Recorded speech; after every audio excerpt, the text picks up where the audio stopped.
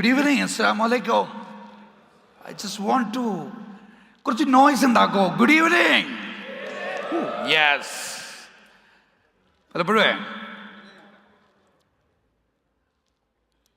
3:15 തുടങ്ങേണ്ട പ്രോഗ്രാമാണ്. 6:45 ഇവിടെ ഇരിക്കുന്ന ഓഡിയൻസിന് ക്ലാപ്പ് ചെയ്യാതെ നമുക്ക് തുടങ്ങാൻ പറ്റില്ല.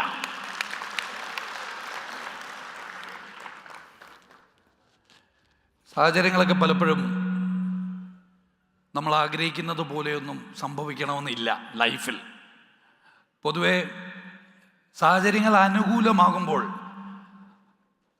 നമ്മൾ എന്ത് ചിന്തിക്കണം, നമ്മൾ എന്ത് പറയണം, നമ്മളെങ്ങനെ പ്രവർത്തിക്കണം, ഇതൊന്നും പഠിക്കാൻ നമുക്ക് പുസ്തകമോ ട്രെയിനറോ കോച്ചിങ്ങോ ഒന്നും വേണ്ട, അല്ലേ? സാഹചര്യങ്ങൾ പ്രതികൂലമാകുമ്പോൾ നമ്മൾ എങ്ങനെ ചിന്തിക്കണം, എന്തു പറയണം, എങ്ങനെ പ്രവർത്തിക്കണം, ഇത് നമ്മൾ പഠിക്കണം. കാരണം ലൈഫിൽ എപ്പോഴും സാഹചര്യങ്ങൾ നമുക്ക് അനുകൂലമാകണമെന്നില്ല. എസ്പെഷ്യലി ആസ് എ ലീഡർ, ഒരു ബ്രാൻഡ് ബിൽഡ് ചെയ്യാനായിട്ട് ഇറങ്ങിത്തിരിക്കുമ്പോൾ ഒരുപാട് പ്രതികൂല അവസ്ഥയിലൂടെ, പ്രതികൂല ഓപ്പോസിറ്റ് സാഹചര്യങ്ങളിലൂടെ ഫേസ് ചെയ്യേണ്ടി വരും. അവിടെയൊക്കെ ഒരു ലീഡർ എങ്ങനെ ചിന്തിക്കണം, എന്തു പറയണം, എന്തു പ്രവർത്തിക്കണം, ഈ 3 കാര്യം അറിഞ്ഞാൽ തന്നെ ഒരു 80% കഴിച്ചിലായി. നമ്മൾ കുറച്ചു നേരം ഇന്ന് ഡിസ്കസ് ചെയ്യാൻ പോകുന്നത് അത്തരമൊരു ടോപ്പിക്കിനെ കുറിച്ചിട്ടാണ്. ബ്രാൻഡ് ബിൽഡ് ചെയ്യുന്ന സമയത്ത് നമ്മൾ ഏത് മനോഭാവത്തിലായിരിക്കണം, എന്ത് മെൻ്റൽ സ്റ്റേറ്റിലായിരിക്കണം, ഏത് തരത്തിലായിരിക്കണം ഒരു ബ്രാൻഡ് ബിൽഡ് ചെയ്യാൻ പോകുമ്പോൾ ഒരു ലീഡർ സിറ്റുവേഷൻ ഫേസ് ചെയ്യേണ്ടത്. ഈ വിഷയം സംസാരിക്കാൻ പോവുകയാണ്. ഞാൻ രാവിലെ വരുമ്പോൾ എയർപോർട്ടിൽ നിന്ന് കിട്ടിയതാണ് ഈ bottle. Looks like a drink. Anybody who want to have this drink? ഈ ഡ്രിങ്ക് വേണോ ആർക്കെങ്കിലും? ലുക്സ് ലൈക്ക് ആർക്കും വേണ്ട. ഞാൻ ഇതേ ഡ്രിങ്ക്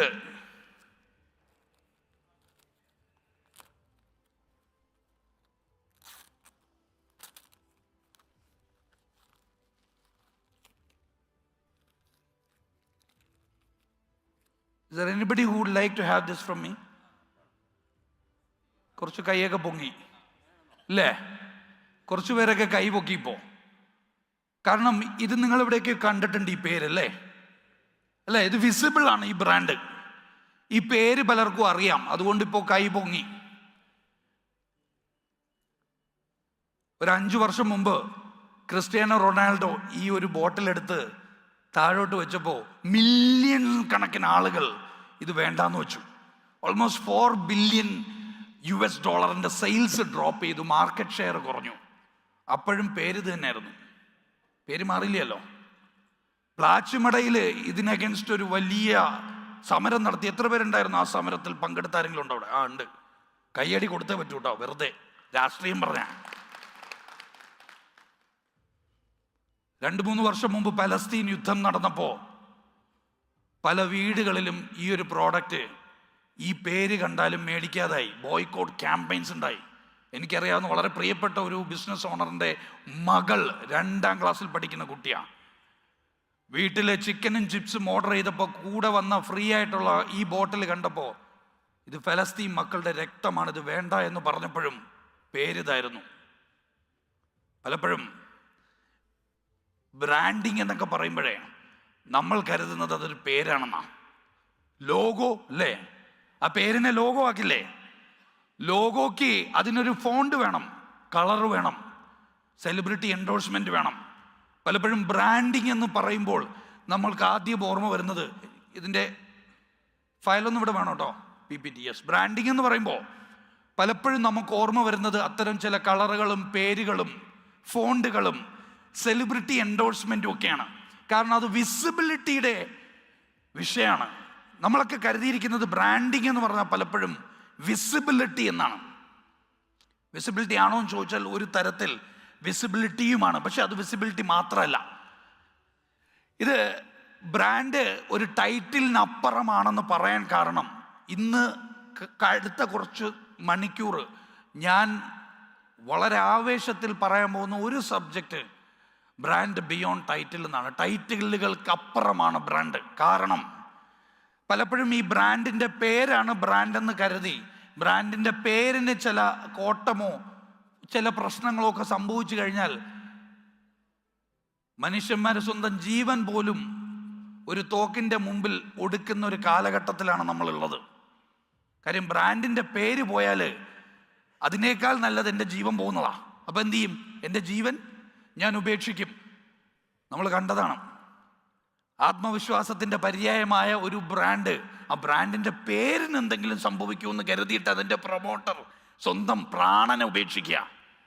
2 ദിവസം മുമ്പ് കണ്ണൂർ എന്നുള്ള എത്ര പേരുണ്ട്? കണ്ണൂർ 2 ദിവസം മുമ്പ് കണ്ണൂർ എന്നുള്ള ഒരു ബിസിനസ് ഓണർ, ഒരു പ്രൊമോട്ടറാണ്, സൂയിസൈഡ് അറ്റംപ്റ്റ് നടത്തുക. അദ്ദേഹം മരിച്ചു.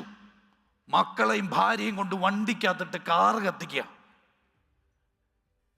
ഓല് പറഞ്ഞ ഒരുപാട് വിഷയമുണ്ട്. പൈസ കടം കിട്ടാനുണ്ട്, അങ്ങനെ കുറെ പ്രശ്നമുണ്ട്. ഒരാളുടെ പേരൊക്കെ എടുത്തെടുത്ത് പറയണ്ട, അതല്ല വിഷയം.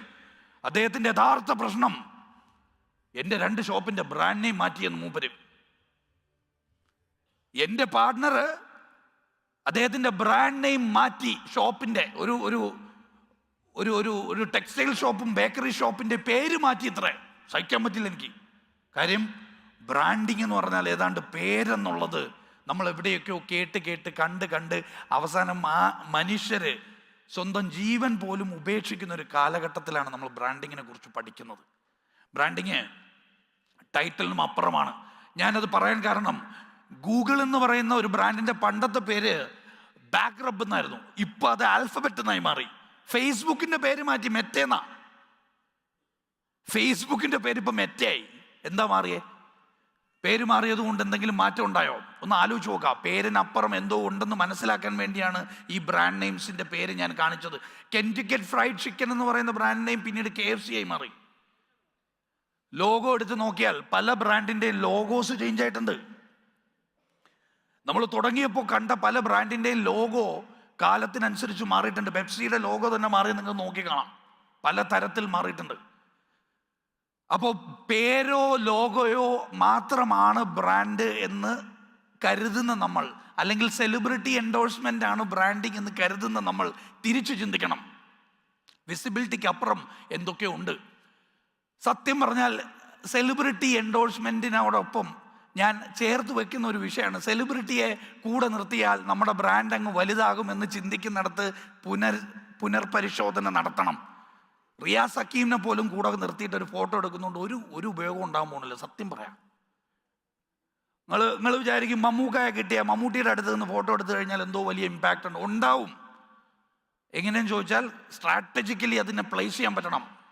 മമ്മൂട്ടിയുടെ അടുത്ത് നിന്ന് ഫോട്ടോ എടുക്കുന്നത് ബ്രാൻഡിങ് ആയിരുന്നു 20 വർഷം മുമ്പ്. ഇന്ന് മമ്മൂട്ടിയെ കൊണ്ട് മമ്മൂട്ടിയുടെ ഫോണിൽ നമ്മുടെ ഫോട്ടോ എടുപ്പിച്ച് മമ്മൂട്ടിയുടെ ഫേസ്ബുക്കിൽ മമ്മൂട്ടിയെ കൊണ്ട് പോസ്റ്റ് ചെയ്യിപ്പിക്കണം. ഇപ്പോൾ ബ്രാൻഡിങ് ആവും. 4 ആൾ കൂടുന്നിടത്ത് നമ്മളെ വിളിച്ചിരുത്തിയിട്ട് നമ്മളെക്കുറിച്ച് പറയുന്നതല്ല ബ്രാൻഡിങ്. നമ്മളില്ലാത്തിടത്ത് 4 ആൾ കൂടുമ്പോൾ നമ്മളെക്കുറിച്ച് എന്താണോ പറയുന്നത് അതിൻ്റെ പേരാണ് ബ്രാൻഡിങ്. നമ്മളില്ലാത്തിടത്ത് പറയാൻ പറ്റണം നമ്മളെക്കുറിച്ച്. നമ്മുടെയൊക്കെ ചിന്ത നമ്മളുള്ളിടത്ത് നമ്മളെക്കുറിച്ച് ആളുകൾ എന്തു പറയുന്ന ബേജാറിലാണ് നമ്മളൊക്കെ ഈ ബ്രാൻഡിങ്ങിൻ്റെ പിറകിൽ പോയി അവസാനം സ്വന്തം പ്രാണനെ ഉപേക്ഷിക്കുന്നത്. VCP എന്ന് പറഞ്ഞൊരു തിയറി നിങ്ങൾക്ക് എത്ര പേർക്ക് അറിയാമെന്നറിയില്ല. വളരെ സിമ്പിളായിട്ട് ഞാൻ പറയാം. Visibility, credibility, profitability. 3 എബിലിറ്റിയാണ്. Visibility, credibility, profitability. നമ്മളൊക്കെ ചിന്തിക്കുന്നത് മുഴുവൻ വിസിബിൾ ആകണം. ഷോപ്പ് ഇടണം, കളറിടണം, ലോഗോ വേണം, പേരിടണം, നമുക്ക് സെലിബ്രിറ്റിയെ കൊണ്ടുവരണം, നമുക്ക് സോഷ്യൽ മീഡിയയിൽ പേജ് വേണം, വിസിബിൾ ആകണം. എന്നിട്ട് നേരെ നമുക്ക് പ്രോഫിറ്റബിൾ ആകണം. നടുക്കുള്ള സി വിട്ടു പോകുന്നിടത്താണ് പല ബിസിനസ്സും തകർന്നു പോകുന്ന. ആ സിയുടെ പേരാണ് ക്രെഡിബിലിറ്റി. എന്താണ് ക്രെഡിബിലിറ്റി? നിങ്ങൾ തന്നെ ശ്രദ്ധിച്ചു നോക്കിയാൽ അറിയാം. ഇപ്പം കഴിഞ്ഞ 5 വർഷമായിട്ട് എത്രയോ ബ്രാൻഡുകൾ വന്നു പോയി ഇല്ലേ? കഴിഞ്ഞ 10 വർഷത്തെ ഒരു സീക്വൻസ് എടുത്ത് നോക്കിയാൽ ഒരുപാട് ബ്രാൻഡുകൾ വലിയ ബഹളങ്ങളൊക്കെ ഉണ്ടാക്കി വന്ന് മാർക്കറ്റ് പ്ലേസിൽ ഭയങ്കര വലിയ വലിയ ചലനങ്ങളൊക്കെ ഉണ്ടാക്കിയിട്ട് പെട്ടെന്ന് ആരും അറിയാതെ ഇപ്പം എവിടെയില്ല. കാരണം അവർ വിസിബിൾ ആയിരുന്നു, പ്രോഫിറ്റബിളും ആയിരുന്നു, പക്ഷേ ക്രെഡിബിൾ ആയില്ല. അതുകൊണ്ട് എന്ത് പറ്റി? സസ്റ്റെയിൻ ചെയ്യാൻ പറ്റിയില്ല. ബ്രാൻഡ് ആയിക്കോട്ടെ, ബിസിനസ് ആയിക്കോട്ടെ, നിങ്ങൾ ഏത് തരത്തിലും ആയിക്കോട്ടെ, നിങ്ങളുടെ ബിസിനസ് ചെറുതാകാം, വലുതാകാം, ഒരു മിഡ് സൈസ് ആകാം, ഏത് സൈസും ആകാം. നമുക്ക് കൺസിസ്റ്റൻ്റ് ആയിട്ടുള്ള ഒരു സിഗ്നിഫിക്കൻ്റ് ആയിട്ടുള്ള ഒരു സക്സസ്സും ഗ്രോത്തും ബുക്ക് ചെയ്യണമെങ്കിൽ VCPയിലെ C ഉപേക്ഷിക്കരുത്. വിസിബിൾ ആകണോ? ആകണം. പ്രോഫിറ്റബിൾ ആകണ്ടേ? ആകണം. പക്ഷെ ക്രെഡിബിൾ ആയിക്കൊണ്ട് വിസിബിൾ ആകണം, എന്നിട്ട് പ്രോഫിറ്റബിൾ ആകണം. ശരിക്കും ഈ തിയറിയുടെ പേര് തന്നെ മാറ്റണമെന്നാണ് എൻ്റെ അഭിപ്രായം. CVP എന്നാക്കണം. Credibility, visibility, profitability. അങ്ങനെ ഒരു റിവേഴ്സ് എഞ്ചിനീയറിംഗ് നടക്കേണ്ട ഒരു വലിയ ആവശ്യം ഈ കാലഘട്ടത്തിനുണ്ട്. ബ്രാൻഡിങ്ങിനെ കുറിച്ച് പറയുമ്പോൾ പലപ്പോഴും മാനേജ്മെന്റ് ഡെഫിനിഷൻസ് പറയുന്നത് branding is A deliberate process. ആളുകളുടെ മനസ്സിലും ഹൃദയത്തിലും ഒരു പ്രോഡക്റ്റോ സർവീസോ അല്ലെങ്കിൽ ഒരു വ്യക്തിയുടെ കാഴ്ചപ്പാടിനെ ഉണ്ടാക്കിയെടുക്കുന്നതിൻ്റെ പേരാണ് ബ്രാൻഡിങ്. ഒരു വ്യക്തിയുടെ പ്രോഡക്റ്റിൻ്റെയോ സർവീസിൻ്റെയോ അല്ലെങ്കിൽ ഒരു ബിസിനസ്സിൻ്റെയോ കാഴ്ചപ്പാടുകളെ മനസ്സുകളിലും ഹൃദയങ്ങളിലും ഉണ്ടാക്കിയെടുക്കുന്നതിൻ്റെ പേരാണ് ബ്രാൻഡിങ്. ഇതിനോട് എനിക്കൊരു അഭിപ്രായ വ്യത്യാസമുണ്ട്. ഇങ്ങനെ ഉണ്ടാക്കിയെടുക്കേണ്ടതല്ല ഈ സാധനം, അങ്ങനെ ഉണ്ടാവണം. കാഴ്ചപ്പാടുകൾ ഉണ്ടാക്കിയെടുക്കുമ്പോഴേ അതിനകത്തൊരു ആർട്ടിഫിഷ്യാലിറ്റി ഉണ്ടാവും. അത് ആർട്ടിഫിഷ്യൽ ആകരുത്, ഓർഗാനിക് ആവണം. അപ്പോൾ ഓർഗാനിക്കലി നമുക്ക് എങ്ങനെ ബ്രാൻഡ് ചെയ്തിട്ട് ഇനോർഗാനിക് ആകാം? ക്രിയേറ്റ് ചെയ്യേണ്ടത് ഓർഗാനിക് ആവണം, ഷെയ്പ്പ് ചെയ്യേണ്ടത് ഇനോർഗാനിക് ആവാം. ലോഗോ വേണ്ടെന്നല്ല എൻ്റെ വാദം, സെലിബ്രിറ്റീസിന് വേണ്ട നല്ല വാദം, മീഡിയയിൽ പരസ്യം ചെയ്യേണ്ട നല്ല എൻ്റെ വാദം. ഇതൊക്കെ വേണം, പക്ഷേ അത് ആദ്യം ക്രിയേറ്റ് ചെയ്യപ്പെടണം. ഉണ്ടായിട്ട് അതിനെ ഷെയ്പ്പ് ചെയ്യണം. മനസ്സുകളിലും ഹൃദയങ്ങളിലും മനുഷ്യരുടെ മനസ്സുകളുടെയും ഹൃദയങ്ങളിലും ഈ ഒരു നമ്മുടെ പ്രോഡക്റ്റോ അല്ലെങ്കിൽ നമ്മളെ തന്നെയോ ആ കാഴ്ചപ്പാടുകൾ ഉണ്ടായി വരണം. അതെങ്ങനെ നമുക്ക് ഉണ്ടാക്കി അല്ലെങ്കിൽ ഷേപ്പ് ചെയ്ത് കൊണ്ടുവരാം, അല്ലെങ്കിൽ ഉണ്ടായതിന് ശേഷം എങ്ങനെ ഷേപ്പ് ചെയ്യാം? ഈ വ്യക്തിയെ അറിയുന്നവർ എത്ര പേരുണ്ട് ഈ കൂട്ടത്തിൽ? ഈ വ്യക്തി അറിയുന്നവരൊന്ന് കൈപൊക്കുക. ഈ വ്യക്തിയെ അറിയുന്നവരൊന്ന് കൈപൊക്കുക. അറിയില്ല. ഈ വ്യക്തി അറിയുന്നവരൊന്ന് കൈപൊക്കിയിട്ട് പേര് പറയാം. Who's that? Steve Jobs. Then naturally മറ്റതാരായിരിക്കാം? Steve Jobs belongs to ഏത് ബ്രാൻഡ്? ആപ്പിൾ. സോ മറ്റത് സാംസങ്. ലിയങ് ഷൽ എന്ന് പറയുന്നത് സാംസങ്ങിന്റെ ഫൗണ്ടറാ. സ്റ്റീവ് ജോബ്സിനെ നമുക്ക് എല്ലാവർക്കും അറിയാം, പക്ഷെ ലീയെ ആർക്കും അറിയില്ല. ഈ മനുഷ്യനെ അറിയുന്നവരൊന്ന് കൈവക്കുക. എത്ര പേർക്കറിയാം? 1, 2, 3, 4, 5 പേർക്കറിയാം. ഈ മനുഷ്യനെ അറിയുന്നവരൊന്ന് കൈവക്കുക. പേരെന്താ? ഏത് ബ്രാൻഡ്? അപ്പൊ മറ്റത് അതന്നെ ബഷീർക്കായെ അറിയുന്നവർ ചുരുക്ക, പക്ഷെ നെസ്റ്റോയെ അറിയാം. യൂസുഫ് അലി സാഹിബിനെ അറിയുന്നവർ ഈ കൂട്ടത്തിൽ എല്ലാവർക്കും യൂസുഫ് അലി സാഹിബിനെ അറിയാം. സോ പറഞ്ഞു വരുന്ന പോയിന്റ്, ഒരു സക്സസ്ഫുൾ ബ്രാൻഡ് ഉണ്ടാക്കണമെങ്കിൽ അതിൻ്റെ പുറകിലുള്ള ആള് വളരെ സക്സസ്ഫുൾ ആയിട്ട് ഒരു പേഴ്സണൽ ബ്രാൻഡ് ആകണമെന്ന് നിർബന്ധമില്ല. ഒരു സക്സസ്ഫുൾ ബ്രാൻഡ് ക്രിയേറ്റ് ചെയ്യുന്ന ആ പ്രോസസ്സിൽ പ്രൊമോട്ടറിനെ ബ്രാൻഡ് ചെയ്യണമെന്ന് നിർബന്ധമില്ല. പക്ഷേ എല്ലാ സക്സസ്ഫുൾ പേഴ്സണൽ ബ്രാൻഡിൻ്റെയും കൂടെ ഒരു സക്സസ്ഫുൾ ഓർഗനൈസേഷൻ ഉണ്ടാവാറുണ്ട്. ഡിബേറ്റാണ് ആരാദ്യം ബ്രാൻഡ് ചെയ്യപ്പെടണം എന്നൊരു ഡിബേറ്റ് ഉണ്ട്. എന്താദ്യം ബിൽഡ് ചെയ്യണം? ഓർഗനൈസേഷൻ ബിൽഡ് ചെയ്യണോ, പ്രൊമോട്ടർ ബിൽഡ് ചെയ്യണോ? Person, organisation? പെട്ടെന്ന് ഓർഗനൈസേഷൻ പേഴ്സൺ. അടിയാണ്. കുറച്ചുകൂടെയൊക്കെ പറഞ്ഞാൽ എനിക്കൊന്ന് സ്പൈസൊക്കെ ചെയ്ത് ഞങ്ങൾ തമ്മിൽ ഇപ്പോൾ യുദ്ധം ഉണ്ടാക്കാൻ എനിക്ക് പറ്റും. പക്ഷേ ഞാൻ ഇവിടെ വെച്ച് നിർത്തുക. ആദ്യം ആരെ ബിൽഡ് ചെയ്യണം എന്ന ചോദ്യത്തിന് ഞാൻ പറയും, ആദ്യം ബിൽഡ് ചെയ്യേണ്ടത് ക്രെഡിബിലിറ്റിയാണ്. അത് പേഴ്സൺ ആയിക്കോട്ടെ, ഓർഗനൈസേഷൻ ആയിക്കോട്ടെ, ആദ്യം ബിൽഡ് ചെയ്യേണ്ടത് ക്രെഡിബിലിറ്റിയാണ്. നമുക്ക് എങ്ങനെ ക്രെഡിബിലിറ്റി ബിൽഡ് ചെയ്യാൻ പറ്റും? എങ്ങനെ നമുക്ക് ക്രെഡിബിൾ ആകാൻ സാധിക്കും? ഒരു ബ്രാൻഡിന്, അത് പേഴ്സൺ ആയിക്കോട്ടെ, അത് ഓർഗനൈസേഷൻ ആയിക്കോട്ടെ, എങ്ങനെ നമുക്ക് ക്രെഡിബിൾ ആകാൻ സാധിക്കും? ഇക്വേഷൻ വളരെ സിമ്പിളാണ്. There is only one secret. Credible ആകാൻ ഒരൊറ്റ സീക്രട്ടേ ഉള്ളൂ. ഞാൻ പറയുന്നത്, ഹൗസ് വൈഫ്സ് ഉണ്ടോ ഇവിടെ? ഹൗസ് വൈഫ്സ്, ഓക്കെ, വെരി ഗുഡ്. നിങ്ങൾക്ക് വീട്ടിൽ ക്രെഡിബിൾ ആകാനും ഈ പ്രിൻസിപ്പിൾ യൂസ് ചെയ്യാം. ഉപ്പമാരുണ്ടെങ്കിൽ കൈവക്കും, അച്ഛന്മാർ, ഓക്കെ. ആ റോളിലും താങ്ക് യു സർ, ആ റോളിലും നിങ്ങൾക്ക് ക്രെഡിബിൾ ആകാൻ ഈ പ്രിൻസിപ്പിൾ യൂസ് ചെയ്യാം. ഉമ്മമാർക്കും മക്കൾക്ക് വേണമെങ്കിലും ഈ പ്രിൻസിപ്പിൾ യൂസ് ചെയ്തിട്ട് സക്സസ്ഫുൾ ആകാൻ സാധിക്കും, ക്രെഡിബിൾ ആകാൻ സാധിക്കും. പ്രിൻസിപ്പിൾ വളരെ സിമ്പിളാണ്. ക്രെഡിബിലിറ്റി എൻഷുർ ചെയ്യാൻ വാല്യൂസ് കമ്മ്യൂണിക്കേറ്റ് ചെയ്യാൻ പറ്റണം. മൂല്യങ്ങൾ കമ്മ്യൂണിക്കേറ്റ് ചെയ്യുന്നിടത്താണ് ക്രെഡിബിലിറ്റി ഉണ്ടാവുക. എങ്ങനെയാണെന്ന് ചോദിച്ചാൽ, വാല്യൂസ് കമ്മ്യൂണിക്കേറ്റ് ചെയ്യുക. വെറുതെ കമ്മ്യൂണിക്കേറ്റ് ചെയ്താൽ പോരാ, കൺസിസ്റ്റൻ്റ് ആയിട്ട് കമ്മ്യൂണിക്കേറ്റ് ചെയ്യണം. വാല്യൂസ് കൺസിസ്റ്റൻ്റ് ആയിട്ട് കമ്മ്യൂണിക്കേറ്റ് ചെയ്യുമ്പോൾ ഉണ്ടാകുന്നതിൻ്റെ പേരാണ് ട്രസ്റ്റ്. നമ്മൾ മൂല്യങ്ങൾ നിരന്തരമായി കമ്മ്യൂണിക്കേറ്റ് ചെയ്തുകൊണ്ടിരുന്നാൽ ഉണ്ടാകുന്നതിൻ്റെ പേരാണ് ട്രസ്റ്റ്. അതൊരു ഇമോഷനാണ്, ഫീലിംഗ് ആണ്. ട്രസ്റ്റിൻ്റെ ബൈ പ്രോഡക്റ്റ് ആണ് ക്രെഡിബിലിറ്റി. അപ്പോൾ ഒരു ബ്രാൻഡ് ക്രെഡിബിൾ ആകണമെങ്കിൽ ആ ബ്രാൻഡിന് മൂല്യങ്ങൾ ഉണ്ടായിരിക്കണം. ഉണ്ടായാൽ മാത്രം മതിയോ? അത് കമ്മ്യൂണിക്കേറ്റ് ചെയ്യണം. കമ്മ്യൂണിക്കേറ്റ് ചെയ്താൽ മാത്രം മതിയോ? കൺസിസ്റ്റൻ്റ് ആകണം. അങ്ങനെ ഉണ്ടാകുമ്പോൾ ഒരു ഇമോഷണൽ സ്റ്റേറ്റ് ആ ബ്രാൻഡ് ഉണ്ടാക്കും. ആ സ്റ്റേറ്റിൻ്റെ പേര് ട്രസ്റ്റാണ്. ട്രസ്റ്റ് ഉണ്ടായിക്കഴിഞ്ഞാൽ credibility is a byproduct. അപ്പോൾ ക്രെഡിബിലിറ്റി ഉണ്ടാക്കണമെങ്കിൽ ആകെ നമ്മൾ പണിയെടുക്കേണ്ടത് വാല്യൂസിലാണ്. വാല്യൂസ് കമ്മ്യൂണിക്കേറ്റ് ചെയ്തുകൊണ്ടേയിരിക്കുക, കൺസിസ്റ്റൻ്റ് ആയിട്ട് കമ്മ്യൂണിക്കേറ്റ് ചെയ്തുകൊണ്ടേയിരിക്കുക, ട്രസ്റ്റ് ഫോം ചെയ്യുക, credibility is a byproduct. ഈ ഫോർമുല ഇത് വളരെ തിയറിറ്റിക്കലായിട്ട് നിങ്ങൾക്ക് ചിലപ്പോൾ തോന്നും, പക്ഷേ അതിനെ പ്രാക്ടിക്കലാക്കണം നമുക്ക്. എങ്ങനെയെന്ന് ചോദിച്ചാൽ സിമ്പിളാണ്. വാല്യൂസ് കൊണ്ട് നമ്മളൊരു ബ്രാൻഡിനെ ക്രെഡിബിൾ ആക്കി കഴിഞ്ഞാൽ നമ്മൾ അതോറിറ്റിയായി മാറും. അതോറിറ്റിയായി മാറുമ്പോഴാണ് നമ്മൾക്ക് ഡോമിനൻസ് കിട്ടുന്നത്. കോമ്പറ്റീഷൻ്റെ പുറത്താകും നമ്മൾ കോമ്പറ്റീഷൻ്റെ പുറത്ത് പോകണം. നമ്മളൊക്കെ പലപ്പോഴും കോമ്പറ്റീഷൻ അകത്താണ്. വലിയ ട്രാപ്പാണ്, കമോഡിറ്റൈസേഷൻ ട്രാപ്പ് എന്നൊക്കെ പറയും. ഞാനൊരു 5 രൂപ കുറയ്ക്കുമ്പോൾ എൻ്റെ ഓപ്പോസിറ്റ് ഇരിക്കുന്നവന് 6 കുറയ്ക്കും, 6 കുറച്ചാൽ 7 കുറയ്ക്കും, 7 കുറച്ചാൽ അവസാനം ലാഭം ഉണ്ടാവില്ല. നഷ്ടത്തിനൊക്കെ കച്ചവടം ചെയ്യുന്ന കച്ചവടക്കാരെ എനിക്കറിയാം. ഒരു കള്ളനും പോലീസിൻ്റെ കഥയുണ്ട് കേട്ടോ, സമയമില്ലാത്തതുകൊണ്ടാണ്, എന്നാലും പെട്ടെന്ന് ചുരുക്കി പറയാം.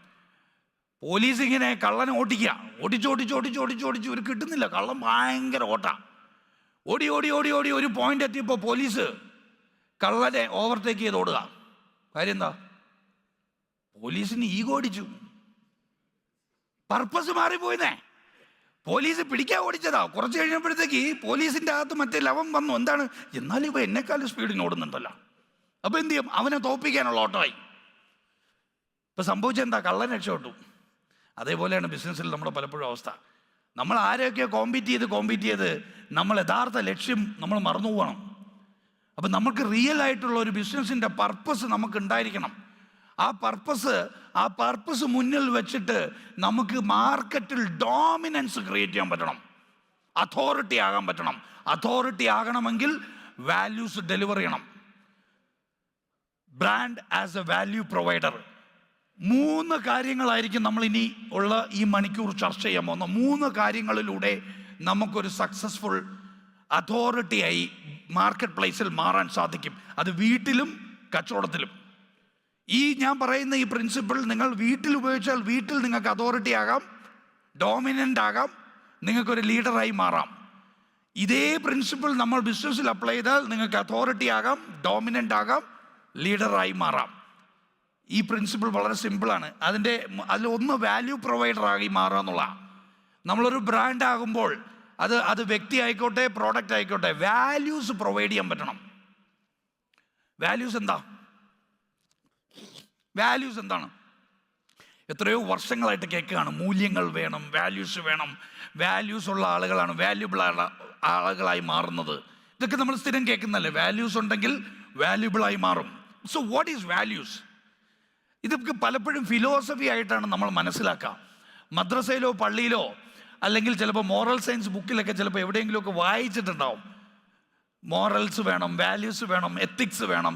ബട്ട് ഇതിനെ എങ്ങനെ നമുക്കൊന്ന് കോണ്ടംപ്ലേറ്റ് ചെയ്തിട്ട് ലൈഫിൽ അപ്ലൈ ചെയ്യാൻ പറ്റും? ഇത് പഠിച്ചില്ലെങ്കിൽ ഈ പറയുന്ന സ്റ്റേറ്റ്മെൻറ്റ് കൊണ്ട് ഒരു ഉപകാരം ഉണ്ടാവില്ല. വാല്യൂസ് എന്ന് പറഞ്ഞാൽ വളരെ സിമ്പിളാണ്. ഞാനൊരു എക്സാമ്പിൾ പറയാം. ഞാനും സലീം സാറും കൂടെ കോഴിക്കോട് ബീച്ചിൻ്റെ സൈഡിൽ കൂടെ നടക്കുക. പെട്ടെന്നൊരു 500 രൂപയുടെ നോട്ട് എൻ്റെ ഫ്രണ്ടിൽ കണ്ടു. എനിക്കത് ഭയങ്കര ഭാഗ്യമായി. കാര്യം എൻ്റെ കയ്യിൽ പൈസയൊന്നും ഇല്ലാതിരിക്കുകയാണ്. പെട്ടെന്ന് ഒരു 500 രൂപ നോട്ട് താഴെ കിടക്കുന്നത് കണ്ടു. എനിക്കത് ഭാഗ്യം. പക്ഷെ സലീം സാറിന് അത് റെസ്പോൺസിബിലിറ്റിയാണ്. കാര്യം ഇത് ഉടമസ്ഥന് കൊടുക്കുന്നത് വരെ അദ്ദേഹത്തിൻ്റെ കയ്യിൽ അത് അമാനത്താണ്.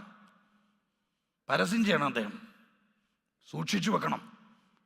കാരണം സലീമിനത് റെസ്പോൺസിബിലിറ്റിയും റിയാസ് ഹക്കീമിന് അത് ഭാഗ്യവുമായി മാറുന്നത് വാല്യൂ സിസ്റ്റത്തിൻ്റെ ഡിഫറൻസാണ്, മൂല്യങ്ങളുടെ വ്യത്യാസമാണ്. ഒരു മനുഷ്യൻ ഒരു കളഞ്ഞു കിട്ടിയ നോട്ട് ഭാഗ്യവും മറ്റൊരു മനുഷ്യന് അതൊരു ഉത്തരവാദിത്വവുമായി മാറുന്നത് രണ്ടുപേരുടെയും വിശ്വാസങ്ങൾ ഡിഫറൻ്റ് ആയതുകൊണ്ടാണ്. വാല്യൂസ് എന്ന് പറഞ്ഞാൽ നമ്മുടെ വിശ്വാസങ്ങളാണ്, നമ്മുടെ അഭിപ്രായത്തിൻ്റെയും തീരുമാനങ്ങളെയും നിർണ്ണയിക്കുന്ന വിശ്വാസങ്ങൾ. ഒരു മനുഷ്യൻ എന്ത് അഭിപ്രായം എടുക്കണം, എന്ത് തീരുമാനമെടുക്കണം എന്ന് നിർണ്ണയിക്കുന്ന വിശ്വാസത്തിൻ്റെ പേരാണ് മൂല്യം. ആ അഭിപ്രായവും തീരുമാനവും എടുത്താൽ പോരാ, ആ എടുത്ത അഭിപ്രായം കൊണ്ടൊരു നിലപാടിലേക്ക് അയാളെത്തും.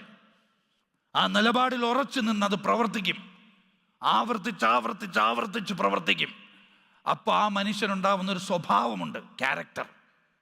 ആ ക്യാരക്ടറാണ് വാല്യൂ. അങ്ങനെ ഒരു ക്യാരക്ടർ ഉണ്ടായി കഴിയുമ്പോൾ ആ മനുഷ്യനോ പ്രോഡക്റ്റോ അല്ലെങ്കിൽ ഓർഗനൈസേഷനോ മുമ്പോട്ട് പോകുമ്പോൾ ഒരു ഡെസ്റ്റിനി ഉണ്ടാവും. അങ്ങനെ ഒരു ഡെസ്റ്റിനിയെ ഷെയ്പ്പ് ചെയ്യുന്ന റോ മെറ്റീരിയലിൻ്റെ പേരാണ് വാല്യൂസ്. നമ്മുടെ ഡെസ്റ്റിനിയെ തന്നെ ഷെയ്പ്പ് ചെയ്യുന്ന ഒരു റോ മെറ്റീരിയലിൻ്റെ പേരാണ് വാല്യൂസ്. ഇത് പറയുമ്പോൾ പറയാതിരിക്കാൻ പറ്റാത്ത ഒന്ന് രണ്ട് ആൾക്കാരും കഥകളോ കൊണ്ട്, സമയത്തിൻ്റെ പരിമിതി കൊണ്ട് ആളുകളെയും കഥകളെയൊക്കെ ചുരുക്കുകയാണ്. എന്നാലും എനിക്ക് ഏറ്റവും പ്രിയപ്പെട്ട എൻ്റെ സുഹൃത്തിൻ്റെ ഗുരുനാഥൻ അല്ലെങ്കിൽ സുഹൃത്ത് എന്നൊക്കെ പറയുന്ന ഒരു വ്യക്തി മീഡിയ വണ്ണുമായിട്ട് ബന്ധപ്പെട്ടതുകൊണ്ട് പറയാം. അദ്ദേഹവും അദ്ദേഹത്തിൻ്റെ സുഹൃത്തും കൂടെ നോർത്തിലൊരു പത്രം നടത്തി പൊട്ടിയ കഥ അദ്ദേഹം പറയുന്നത് കേട്ടിട്ടുണ്ട്. നോർത്തിലൊരു പത്രം നടത്തി പൊട്ടിപ്പോയി. കാര്യം പത്രം നടത്തി സക്സസ്ഫുൾ ആകണമെങ്കിൽ വലിയ ചടങ്ങല്ലേ, അഡ്വർടൈസ്മെൻ്റ് കിട്ടണ്ടേ. സത്യം മാത്രം പറഞ്ഞുകൊണ്ടിരുന്നാൽ അഡ്വർടൈസ്മെൻ്റൊക്കെ കിട്ടുമോ? വലിയ പാടാണ്, ചോദിച്ചു നോക്കി അറിയാം. സത്യം നിരന്തരമായി വിളിച്ചു പറഞ്ഞാൽ ചിലപ്പോൾ എല്ലാവരെയും തൃപ്തിപ്പെടുത്താൻ പറ്റില്ല. അങ്ങനെ പത്രം പൂട്ടാൻ പോകുന്ന സമയത്ത് ഇദ്ദേഹത്തിൻ്റെ ഒരു സുഹൃത്ത് വന്നിട്ട് പറയാണ്, അതായത് നമുക്ക് ചെറുതായിട്ടൊരു ഒരു വിട്ടുവീഴ്ചയൊക്കെ ചെയ്താൽ നമുക്കിത് നടത്തിക്കൊണ്ട് പോകാൻ പറ്റും, ഇല്ലെങ്കിൽ ഇത് പൂട്ടേണ്ടി വരും എന്ന് പറഞ്ഞപ്പോൾ ഒരു മനുഷ്യൻ പറയാണ്, ഈ പേന വളയ്ക്കാൻ പറ്റില്ല, വേണമെങ്കിൽ ഒടിച്ചു കളയാം. വളയ്ക്കാൻ പറ്റൂല, വേണമെങ്കിൽ ഒടിച്ചോ, പക്ഷെ വളയ്ക്കാൻ പറ്റില്ല. ആ സ്റ്റേറ്റ്മെൻറ്റിൻ്റെ പേരാണ് വാല്യൂ. മീഡിയ വൺ എന്ന് പറയുന്ന ഒരു വലിയ ചാനൽ ഇനോഗ്രേറ്റ് ചെയ്യുന്ന ആദ്യത്തെ ദിവസം സിദ്ദീഖ് ഹസൻ സാഹിബ് സ്റ്റേജിൽ വന്ന് നിന്ന് പറഞ്ഞതും, ഈ പെട്ടി നിങ്ങൾക്ക് ഉപയോഗിക്കാൻ പറ്റാത്ത ദിവസം ഇത് തല്ലിപ്പൊട്ടിച്ച് കളയണമെന്ന് എന്ന് പറഞ്ഞിട്ടാണ് ഇങ്ങനെ ഒരു ചാനൽ തുടങ്ങുന്നത്. ഇന്നും നാട്ടിൽ പലരും കല്ലെറിയുന്നുണ്ട് ഇല്ലേ? ഇന്നും ഈ പറഞ്ഞ ദിവസവും കല്ലെറിഞ്ഞിട്ടുണ്ട്. പക്ഷെ ഇന്നും ഈ ചാനൽ നടന്നുകൊണ്ട് പോകുന്നതിൻ്റെ കാരണം ഇതിൻ്റെ പിറകിൽ എവിടെയോ ഒരു വ്യക്തിയുടെയോ ഒരു കൂട്ടം മനുഷ്യരോ തീരുമാനിച്ച കുറേ മൂല്യങ്ങളുണ്ട്. ആരുടെയും മുന്നിൽ അടിയറ വയ്ക്കൂല എന്ന് പറയുന്ന, നിസ്വാർത്ഥമായി മുമ്പോട്ട് വയ്ക്കാൻ പറ്റുന്ന കുറേ വിശ്വാസം, അതിൻ്റെ പേരാണ് വാല്യൂസ്. ഇത് നമുക്ക് ഉണ്ടാക്കിയേ പറ്റുള്ളൂ. ഇത് നമ്മുടെ ഓർഗനൈസേഷനിൽ നമുക്ക് ഉണ്ടാവണം. കോർ വാല്യൂസ് എന്ന് പറയും. Core values which I would not compromise for any $1 million. ഇനി എത്ര $1 million കൊണ്ടുവച്ചാലും ഞാൻ കോംപ്രമൈസ് ചെയ്യില്ല എന്ന് തറപ്പിച്ച് പറയാൻ പറ്റുന്ന ഒരു 5 കോർ വാല്യൂസ് എല്ലാ ബിസിനസ്സിലും ഉണ്ടാകണം. ഇന്ന് നിങ്ങൾക്ക് ബിസിനസ്സിൽ ഇല്ലെങ്കിൽ ഇവിടെ തൊട്ടാണ് ബ്രാൻഡ് ബിൽഡിംഗ് തുടങ്ങേണ്ടത്. 5 core values in our business. അത് നമ്മൾ എന്താണെന്ന് പഠിക്കണം.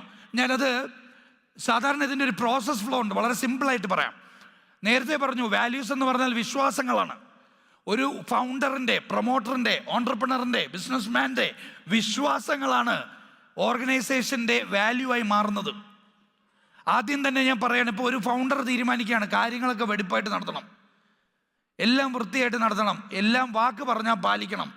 അങ്ങനെയുള്ള ഒരു ഫൗണ്ടർ ആണെങ്കിൽ ആ ഫൗണ്ടറിൻ്റെ വാല്യൂ സ്റ്റേറ്റ്മെൻറ്റ് ചിലപ്പോൾ ഇൻറ്റഗ്രിറ്റി ആയിരിക്കാം. ബിസിനസ്സിൽ ഇൻറ്റഗ്രിറ്റി എന്ന ഒരു വാല്യൂ സ്റ്റേറ്റ്മെൻറ്റ് അദ്ദേഹത്തിന് കൊണ്ടുവരാൻ പറ്റും. അങ്ങനെ ഇൻറ്റഗ്രിറ്റി ഉള്ള ഒരു ബ്രാൻഡ് പ്രോഡക്റ്റ് പ്രൈസിങ്ങിലൊക്കെ ട്രാൻസ്പെറൻ്റ് ആയിരിക്കും. അങ്ങനെ ഇൻറ്റഗ്രിറ്റി കീപ്പപ്പ് ചെയ്യുന്ന ഒരു ബ്രാൻഡ് ഒരു പ്രോമിസ് ചെയ്താൽ അത് ഡെലിവർ ചെയ്യും. അവരുടെ ഡിസ്ക്ലോഷർ സ്റ്റേറ്റ്മെൻ്റ് ഒക്കെ ഓപ്പൺ ആയിരിക്കും. അങ്ങനെ ഇൻറ്റഗ്രിറ്റി ഉള്ള ഒരു ബ്രാൻഡ് അവരുടെ പർച്ചേസ് ആയിക്കോട്ടെ, പ്രൊക്യൂർമെൻ്റ് ആയിക്കോട്ടെ, അവരുടെ HR ആയിക്കോട്ടെ, എല്ലാത്തിലും ഇൻറ്റഗ്രിറ്റി എന്ന് പറഞ്ഞ സാധനം പ്രാക്ടീസ് ചെയ്യും.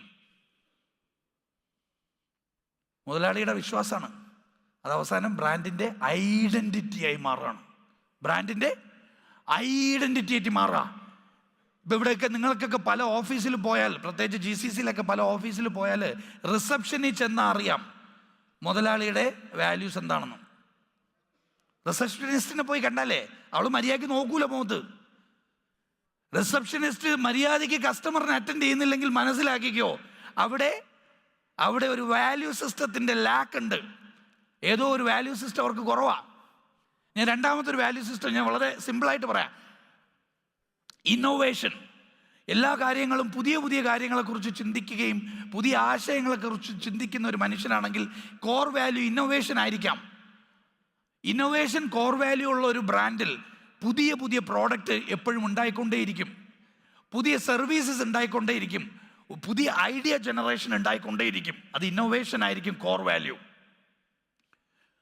HR മുതൽ ഫൈനാൻസ് മുതൽ സെയിൽസിൽ മാർക്കറ്റിലും ഒക്കെ ഇന്നോവേഷൻ ഇങ്ങനെ കണ്ടുകൊണ്ടേയിരിക്കും. അത് ബ്രാൻഡിൻ്റെ ഐഡൻറ്റിറ്റിയായി മാറും.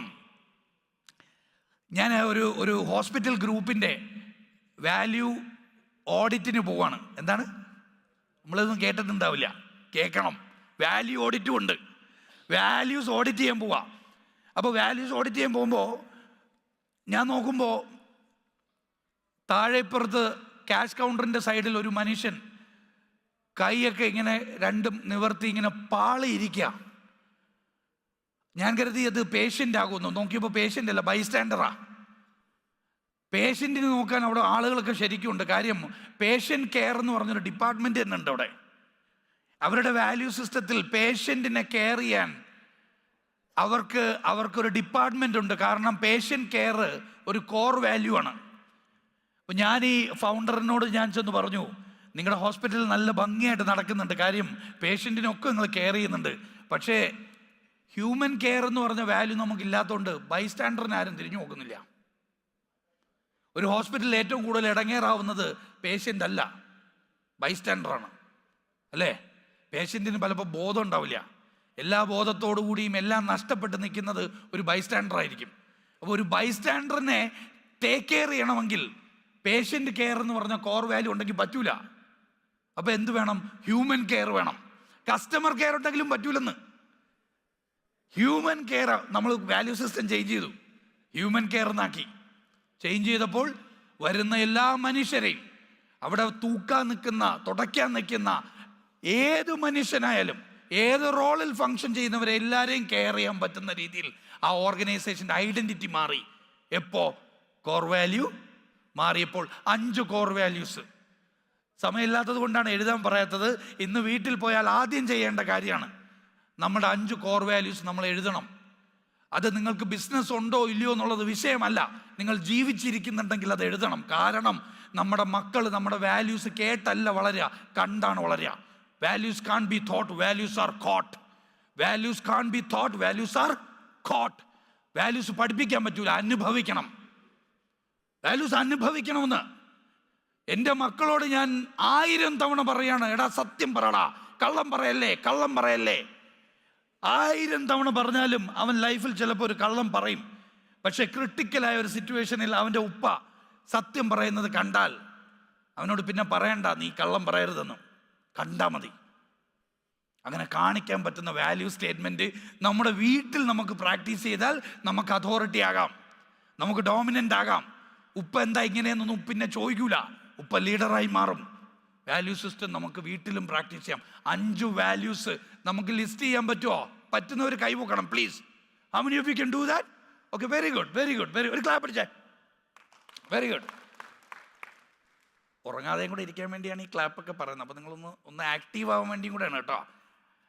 സമയം കുറച്ച് അങ്ങോട്ട് പോകുന്നുണ്ട്, പക്ഷെ നമുക്കിതേ ഡിസ്കസ് ചെയ്തിട്ടേ പോകാൻ പറ്റുള്ളൂ. വാല്യൂ സിസ്റ്റം നമുക്ക് ഉണ്ടായിരിക്കുക, എഴുതി വെക്കാൻ പറ്റുക.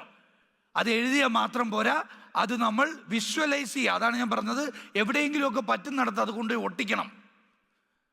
ഇന്ന് നമ്മുടെ വാല്യൂസ് എന്തൊക്കെയാണെന്ന് തിരിച്ചറിഞ്ഞാൽ അടുത്ത നിമിഷം ചെയ്യേണ്ടത് അത് വിഷ്വലൈസ് ചെയ്യുക, അത് വെബ്സൈറ്റിൽ പ്രസിദ്ധീകരിക്കുക. അത് നമ്മൾ ചെയ്യാറുണ്ടല്ലേ. വെബ്സൈറ്റിലൊക്കെ കോർ വാല്യൂസ് ഉണ്ടാവും. അതേതെങ്കിലും ഗ്രാഫിക് ഡിസൈനർ എഴുതുന്ന വാല്യൂസാണ്. Sorry to say this. നമ്മുടെ കമ്പനിയുടെ പലപ്പോഴും വിഷനും മിഷനും ഒക്കെ ആരാ തീരുമാനിക്കുന്നത്? എറണാകുളത്ത് ഏതെങ്കിലും ഗ്രാഫിക് ഡിസൈനർ ആയിരിക്കും. ഞാനതല്ല പറയുന്നത്. നമ്മുടെ കോർ വാല്യൂസ് ഡിഫൈൻ ചെയ്ത് കഴിഞ്ഞാൽ അത് വിഷ്വലൈസ് ചെയ്യണം. അത് നമ്മൾ പ്രോപ്പറായിട്ട് കമ്മ്യൂണിക്കേറ്റ് ചെയ്യാൻ പറ്റണം. Values communicated consistently will create trust.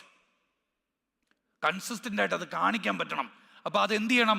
ഓഫീസിൽ വലിയ അക്ഷരത്തിൽ അത് എഴുതി ഒട്ടിക്കാൻ പറ്റണം. ഒട്ടിച്ചാൽ മാത്രം പോരാ, നമ്മുടെ കുട്ടികളോട് അത് ഷെയർ ചെയ്ത് കൊടുക്കണം. നമ്മുടെ കുട്ടികളോട് മാത്രം ഷെയർ ചെയ്തിട്ട് കാര്യമില്ല, നമ്മുടെ എംപ്ലോയീസിനോട് ഷെയർ ചെയ്യണം. നമ്മുടെ കുട്ടികളോട്, എംപ്ലോയീസിനോട്, കസ്റ്റമേഴ്സിനോട് ഷെയർ ചെയ്യണം, സപ്ലയേഴ്സിനോട് ഷെയർ ചെയ്യണം, ലോകത്തിനോട് ഷെയർ ചെയ്യണം. ഇതാണ് നമ്മുടെ വാല്യൂസ്. വളരെ സിമ്പിളായിട്ടൊരു എക്സാമ്പിൾ പറഞ്ഞാൽ ചിലപ്പോൾ തിരിയും. മൈസൂരിലൊരു പ്രോഗ്രാമുമായിട്ട് ബന്ധപ്പെട്ട് ഞാൻ നജീബിക്കായി കഴിഞ്ഞ മാസം പോയിരുന്നു. അവിടെ ഞങ്ങളൊരു വെജിറ്റേറിയൻ റെസ്റ്റോറൻറ്റിൽ കഴിക്കാൻ കയറിയപ്പോൾ ഒരു കൗതുകം. ഫ്രണ്ടിൽ നിൽക്കുന്നൊരു വലിയ ബോർഡ്, ചെറിയ പോർഷൻ മാത്രമേ ഇവിടെ നിന്ന് ഓർഡർ ചെയ്യാവോ, ഫുഡ് വേസ്റ്റ് ചെയ്യാൻ പാടില്ല. എടാ, ഒരു വലിയ റെസ്റ്റോറൻറ്റ് ഉണ്ടാക്കിയിട്ട് അതിൻ്റെ മുതലാളി എഴുതി വെച്ചിരിക്കുക വലിയ പോർഷൻ ഓർഡർ ചെയ്യരുതെന്ന്. ഇത് വലിയ പോസ്റ്ററായിട്ട് അവിടെ എഴുതി ഒട്ടിക്കുക. എന്നിട്ട് അത് മാത്രമല്ല, വെയിറ്റർമാർ അവിടെ നിന്നിട്ട് ഓർഡർ എടുക്കുമ്പോഴത്തേക്ക് തിരുത്താണ് കസ്റ്റമറിനോട്, സാർ അത്ര ആവശ്യമില്ലാന്ന്. നമ്മളൊക്കെ ആണെങ്കിൽ എന്ത് പറയും? എടാ, പറ്റുന്നതൊക്കെ അടിച്ച് അവൻ്റെ ബില്ല് വലുതാക്കടാന്ന് പറയില്ലേ? സെയിൽസ് കൂട്ടാനുള്ള പണി എന്താ? ബില്ല് വലുതാവണ്ടേ? ഇല്ലാത്തതും ഉള്ളതും ഒക്കെ തടിച്ച് തലയിൽ വെക്കട്ടെ. ഇവിടെ ഒരു ബിസിനസ് ഓണർ എഴുതി ഒട്ടിക്കുകയാണ് നിങ്ങൾ കൂടുതൽ ഓർഡർ ചെയ്യരുതെന്ന്. അവരുടെ എംപ്ലോയീസിനെ കൊണ്ട് പറയുക വേണ്ടതേ ഓർഡർ ചെയ്യിക്കാവുന്ന. ഞാൻ ഈ മൂപ്പരോട്, ഞാനും നജീബിക്കായും കൂടെ ചോദിക്കുകയാണ് എന്തുകൊണ്ട് ഇങ്ങനെ സംഭവിക്കുന്നു. മൂപ്പര് പറഞ്ഞത്, ഞാൻ ഈ ഷോപ്പ് തുറന്ന് 2 ദിവസം കഴിഞ്ഞപ്പോൾ കിച്ചണിൽ പോയപ്പോൾ അടുക്കളയുടെ പുറകെ വേസ്റ്റ് ബിന്നിൽ കിടന്ന വേസ്റ്റ് കണ്ടപ്പോൾ എൻ്റെ ഹൃദയം പെടഞ്ഞുപോയി. അമ്മാതിരി വേസ്റ്റാണ് ആ വേസ്റ്റ് ബോക്സിൽ വരുന്നത്. എത്രയോ മനുഷ്യർ ലോകത്ത് പട്ടിണി കിടക്കുകയാണ് റിയാസ് സാഹിബേ. അപ്പം ഞാൻ എൻ്റെ കച്ചവടം തുടങ്ങിയിട്ട് ഇവിടെ വേസ്റ്റ് ബിന്ന് നിറയ്ക്കാൻ ഒരു കച്ചവടം തുടങ്ങാമെന്ന് പറഞ്ഞാൽ അതിനേക്കാൾ വലിയ പരാജയം വേറെ എന്താ ഉള്ളത്? കച്ചവടം ഇച്ചിരി കുറഞ്ഞാലും വേണ്ടിയില്ല റിയാസ് സാഹിബേ, കുറഞ്ഞത് ഓർഡർ ചെയ്താൽ മതി എന്നാ മനുഷ്യൻ തീരുമാനിച്ചപ്പോൾ നജീബ് അങ്ങോട്ടോട് ചോദിക്കുന്നുണ്ട്, അത് നിങ്ങളുടെ കച്ചവടത്തെ എങ്ങനെ ബാധിക്കുന്നു എന്ന് ചോദിച്ചപ്പോൾ ആ മാർക്കറ്റ് പ്ലേസിലെ ഏറ്റവും കൂടുതൽ കച്ചവടം നടക്കുന്ന ഔട്ട്ലെറ്റ് ഈ പറയുന്ന മനുഷ്യൻ്റെ ബിസിനസ് ഔട്ട്ലെറ്റാണ്. വാല്യൂസ് ഉണ്ടായാൽ മാത്രം പോരാ, അത് കമ്മ്യൂണിക്കേറ്റ് ചെയ്യണം, ഷെയർ ചെയ്യാൻ പറ്റണം. എംപ്ലോയീസിനോട്, കസ്റ്റമേഴ്സിനോട് അത് ഷെയർ ചെയ്യാൻ പറ്റണം. ഷെയർ ചെയ്താൽ മാത്രം മതിയോ ചോദിച്ചാൽ പോരാ, പ്രാക്ടീസ് ചെയ്യണം, റിവ്യൂ ചെയ്യണം, റിവാർഡ് ചെയ്യണം. പ്രാക്ടീസ് ചെയ്യണം, എന്നിട്ട് റിവ്യൂ ചെയ്യണം. എല്ലാ വീക്കിലും നമ്മൾ ഇരുന്നിട്ട് സെയിൽസ് റിവ്യൂ ചെയ്യുന്നത് പോലെ നമ്മുടെ ഓപ്പറേഷനിലെ പെർഫോമൻസ് റിവ്യൂ ഇല്ലേ, അതേപോലെ വാല്യൂസ് നമ്മൾ എങ്ങനെ കീപ്പപ്പ് ചെയ്യുന്നു, ആരാണ് ഏറ്റവും ബെസ്റ്റ് വാല്യൂ പ്രൊവൈഡർ, ആ മാസത്തെ the best valuable person of the month ആരാണെന്ന് സെലക്ട് ചെയ്യണം. ബെസ്റ്റ് സ്റ്റാർ പെർഫോമർ അല്ലേ? സെയിൽസ് ഏറ്റവും കൂടുതൽ ഹിറ്റ് അടിക്കുന്നവനെ നമ്മൾ സ്റ്റാർ പെർഫോമർ ഉണ്ടാവില്ലേ? സെയിൽസ് കൂടുതൽ ചെയ്യുന്ന ആളെ സ്റ്റാർ പെർഫോമർ ആക്കും. പക്ഷേ ഇവിടെ നമ്മൾ തിരിച്ച് റിയലൈൻ ചെയ്യണം. ഏറ്റവും കൂടുതൽ വാല്യൂസിൽ ആ മാസം പണിയെടുത്ത ആളെ ബെസ്റ്റ് വാല്യൂബിൾ പേഴ്സൺ എന്ന റെക്കഗ്നേഷൻ കൊടുത്ത് അയാൾക്കൊരു സർട്ടിഫിക്കറ്റ് കൊടുക്കണം. എന്നിട്ട് ആ ഫോട്ടോ എടുക്കണം, അതെടുത്തിട്ട് ഫേസ്ബുക്കിൽ ഇടണം. അതിൻ്റെ പേര് ബ്രാൻഡിങ് എന്നാണ്. അതിൻ്റെ പേര് ബ്രാൻഡിങ് എന്നാണ്. അല്ലാതെ ഏതെങ്കിലും ഒരു സിനിമാ നടി എവിടെയെങ്കിലും വന്നെന്ന് പറയുമ്പോൾ അവരുടെ അടുത്ത് പോയിട്ട് ഇങ്ങനെ നിന്ന് ഫോട്ടോ എടുത്തിട്ടിട്ട് അത് വലിയ ആഘോഷമാക്കിയൊക്കെ കൊണ്ടുപോകുന്ന ബിസിനസ് ഓണേഴ്സിനോട് പേഴ്സണലി പറയാനുള്ളത്, അത് ഉപയോഗപ്പെടുന്നുണ്ടോ ഇല്ലയോ എന്ന് ചെക്ക് ചെയ്യാനുള്ള മെട്രിക്സും കൂടെ നമുക്ക് വേണം. പലപ്പോഴും ബ്രാൻഡിൻ്റെ റെപ്യൂട്ടേഷൻ ലോസാണ് ഉണ്ടാക്കുക. ഇതേപോലെ ആവശ്യമില്ലാത്ത പലരെയും കൂടെ നിന്ന് ഫോട്ടോ എടുത്തിട്ട് അതിൽ ഇൻവെസ്റ്റ് ചെയ്ത് അതിനെ വലുതാക്കാനൊക്കെ പോകുന്നതിന് പകരം ഓഫീസ് പ്ലേസിൽ ഒരു 100 രൂപ കൊടുത്തൊരു സർട്ടിഫിക്കറ്റ് ഇട്ട് നമ്മുടെ പിള്ളേരെ വാല്യുബിൾ ആക്കി മാറ്റിയാൽ സൊസൈറ്റിയിൽ നമുക്ക് ഉണ്ടാക്കാൻ പോകുന്ന റെപ്യൂട്ടേഷനാണ്, സോഷ്യൽ റെപ്യൂട്ടേഷൻ ഉണ്ടാവും. ഇതിൻ്റെ പേര് ലീഡർഷിപ്പ് എന്നാണ്. ലീഡർഷിപ്പ് എന്ന് പറഞ്ഞാൽ എന്താണ്? ഷിപ്പാണ്. ഷിപ്പ് എന്ന് പറഞ്ഞാൽ കപ്പലിൻ്റെ ഉദ്ദേശം എന്താ? പർപ്പസ് ഓഫ് എ കപ്പൽ എന്താണ്? ഇവിടെ നിന്ന് അക്കരെ എത്തിക്കുകയാണോ? ഇക്കരേന്ന് അക്കരെ എത്തിക്കാൻ പറ്റണം. അങ്ങനെ കുറേ മനുഷ്യരെ പിടിച്ച് അപ്പുറത്തോട്ട് എത്തിക്കലാണ് നമ്മളെ പണി. അതാദ്യം നമ്മുടെ ഓഫീസിലെ നമ്മുടെ സ്റ്റാഫ് അല്ല, ആദ്യം നമ്മുടെ വീട്ടിലെ മക്കൾ, വീട്ടിൽ നിന്ന് തുടങ്ങണം ലീഡർഷിപ്പ്. സമയമില്ലാത്തത് കൊണ്ടാണ്, എന്നാലും ഞാൻ ചോദിക്കുകയാണ്, നിങ്ങളുടെ മനസ്സിലെ ഏറ്റവും പ്രിയപ്പെട്ട ലീഡർ ആരെന്ന് ചോദിച്ചാൽ പലരും പല പേരും പറയും. സ്വന്തത്തിൻ്റെ പേര് പറയാൻ പറ്റുന്ന ആ ദിവസം അന്നാണ് നമ്മൾ ലീഡർഷിപ്പ് ജേർണി തുടങ്ങാം. നിങ്ങളുടെ മനസ്സിലെ ഏറ്റവും വലിയ നല്ല ലീഡർ ആരെന്ന് ചോദിച്ചാൽ എനിക്ക് പറയാൻ പറ്റണം ഞാനാണെന്ന്. ഞാനൊരു റെഫറൻസ് ആണെന്ന്, ഞാനൊരു റോൾ മോഡലാണെന്ന് എനിക്ക് നെഞ്ചിൽ കൈവച്ച് പറയാൻ പറ്റണം. കാരണം എൻ്റെ മക്കൾ കണ്ടു വളരുന്നത് എന്നെ കണ്ടിട്ടാണ്. നമ്മളെ പുതിയ ജനറേഷൻ മക്കളൊക്കെ പ്രശ്നക്കാരാണ്. ന്യൂജൻ എന്ന് പറഞ്ഞാൽ അതാണ് മറ്റേതാണെന്നൊക്കെ പറയുന്ന നമ്മൾ തള്ളിക്കളയുന്ന ഒരു പുതിയ ജനറേഷൻ. ഈ ജനറേഷനാണ് ഇനി നമ്മുടെ എംപ്ലോയീസ് ആയിട്ട് വരാൻ പോകുന്നത്. ഈ ജനറേഷനെ നമുക്ക് കൂടെ നിർത്തണമെങ്കിൽ നമുക്ക് ആകെ അവർക്ക് കൊടുക്കേണ്ടത് റോൾ മോഡൽസാണ്. അവർക്ക് റോൾ മോഡൽസ് ഇല്ല. മാംഗ്ലൂർ ഒരു പ്രോഗ്രാമിന് പോയപ്പോൾ എന്നോട് പറഞ്ഞത്, കുട്ടികൾ 10 മണി കഴിഞ്ഞാൽ ക്ലബിലും പബ്ബിലും പോയി നിൽക്കുന്നുണ്ട്. KMCC വിളിച്ചതാ. ഈ പബ്ബിലും ക്ലബിലും നിൽക്കുന്ന മക്കളെ എങ്ങനെ തിരിച്ച് വീട്ടിൽ കൊണ്ടുവരാം, എങ്ങനെ പഠിപ്പിക്കാം, വാല്യുബിൾ ആക്കി മാറ്റാം. ഞാൻ അവരോട് തിരിച്ചു ചോദിച്ച ഒരൊറ്റ ചോദ്യമേ ഉള്ളൂ, അവരാരെ കണ്ട് പഠിക്കണം, അവരാരെ മാതൃകയാക്കണം. കോഴിക്കോട് ബീച്ചിൽ കഞ്ചാവ് ഉണക്കാൻ ഇട്ടിട്ട് കിടന്നുറങ്ങിപ്പോയ മുഹമ്മദ് റാഫിയോ? പറയുമ്പോൾ മുഹമ്മദ് എന്നേ പറയുള്ളൂ. ആരെ മാതൃകയാക്കും? നമ്മുടെ മഹലിൽ, അമ്പല കമ്മിറ്റിയിൽ, പള്ളി കമ്മിറ്റിയിൽ ഒരാളെ ചൂണ്ടിക്കാണിച്ചിട്ട് പറയാൻ പറ്റുമോ പോലെ നടക്കണമെന്ന്? ആ മനുഷ്യനെ പോലെ നീ മാറണം എന്ന് പറയാൻ പറ്റുന്ന റോൾ മോഡൽസ് നമുക്ക് സൊസൈറ്റിയിൽ ഇല്ല, വീട്ടിലുണ്ട്. നമ്മൾ അങ്ങനെ റോൾ മോഡലായിട്ട് മാറണം. അതിന് നമ്മൾ വാല്യുബിൾ ആകണം. അതിന് നമ്മുടെ വാല്യൂസ് ഡിഫൈൻ ചെയ്യണം. അത് വെറുതെ ഡിഫൈൻ ചെയ്താൽ പോരാ, ഷെയർ ചെയ്യണം, കമ്മ്യൂണിക്കേറ്റ് ചെയ്യണം കൺസിസ്റ്റൻ്റ് ആയിട്ട്. അപ്പം മക്കൾ നമ്മളെ ട്രസ്റ്റ് ചെയ്യും. മക്കൾ നമ്മളെ ട്രസ്റ്റ് ചെയ്യുമ്പോൾ ക്രെഡിബിലിറ്റി തന്നെ വരും. ക്രെഡിബിലിറ്റി ഉണ്ടെങ്കിൽ അക്കൗണ്ടബിലിറ്റിയും അതോറിറ്റിയും ഉണ്ടാവും. ഞാനീ പറയുന്നത് ലീഡർഷിപ്പിൻ്റെ ഒരു വലിയ ദൗത്യമാണ് എൻ്റെയും. ഞാൻ എന്നോടാ പറയുന്നത്. നമുക്ക് നല്ല റോൾ മോഡൽസായി മാറണം. നമുക്ക് എങ്ങനെ നല്ല റോൾ മോഡൽസായി മാറാം? എന്നാലേ നമുക്ക് ഇൻഫ്ലുവൻസ് ചെയ്യാൻ പറ്റുള്ളൂ. നമ്മളിനി നല്ലതല്ലെങ്കിലും നമ്മൾ ഇൻഫ്ലുവൻസ് ചെയ്യാം. Whether we are good or bad, we constantly influence the community. നമ്മുടെ സ്റ്റാഫിനെയും കസ്റ്റമേഴ്സിനെയും കുട്ടികളെയും വീടിനും നാടിനും ഒക്കെ നമ്മൾ ഇൻഫ്ലുവൻസ് ആണ്, നല്ലതാണെങ്കിലും മോശമാണെങ്കിലും. അപ്പോൾ ഇൻഫ്ലുവൻസ് എന്ന് പറയുന്ന സാധനം ഇൻഫ്ലുവൻസർ അല്ല കേട്ടോ. ഈ so called social media influencer അല്ല. ഞാൻ പറയുന്നത് സ്വാധീനിക്കുക എന്നുള്ള. ഈ സ്വാധീനിക്കുക എന്ന് പറയുന്ന സ്റ്റേറ്റ്മെൻറ്റിൻ്റെ ഒരു ഡെഫിനിഷൻ പലപ്പോഴും നമ്മൾ മാനേജ്മെൻറ്റ് ബുക്സിലൊന്നും പഠിച്ചിട്ടില്ല. It's very simple. ഓപ്പോസിറ്റ് നിൽക്കുന്ന ആളുടെ ചിന്തയും അയാളുടെ തോന്നലുകളും തീരുമാനത്തെയും ഞാൻ കൺട്രോൾ ചെയ്യുന്നതിൻ്റെ പേരാണ് സ്വാധീനം, ഇൻഫ്ലുവൻസ്.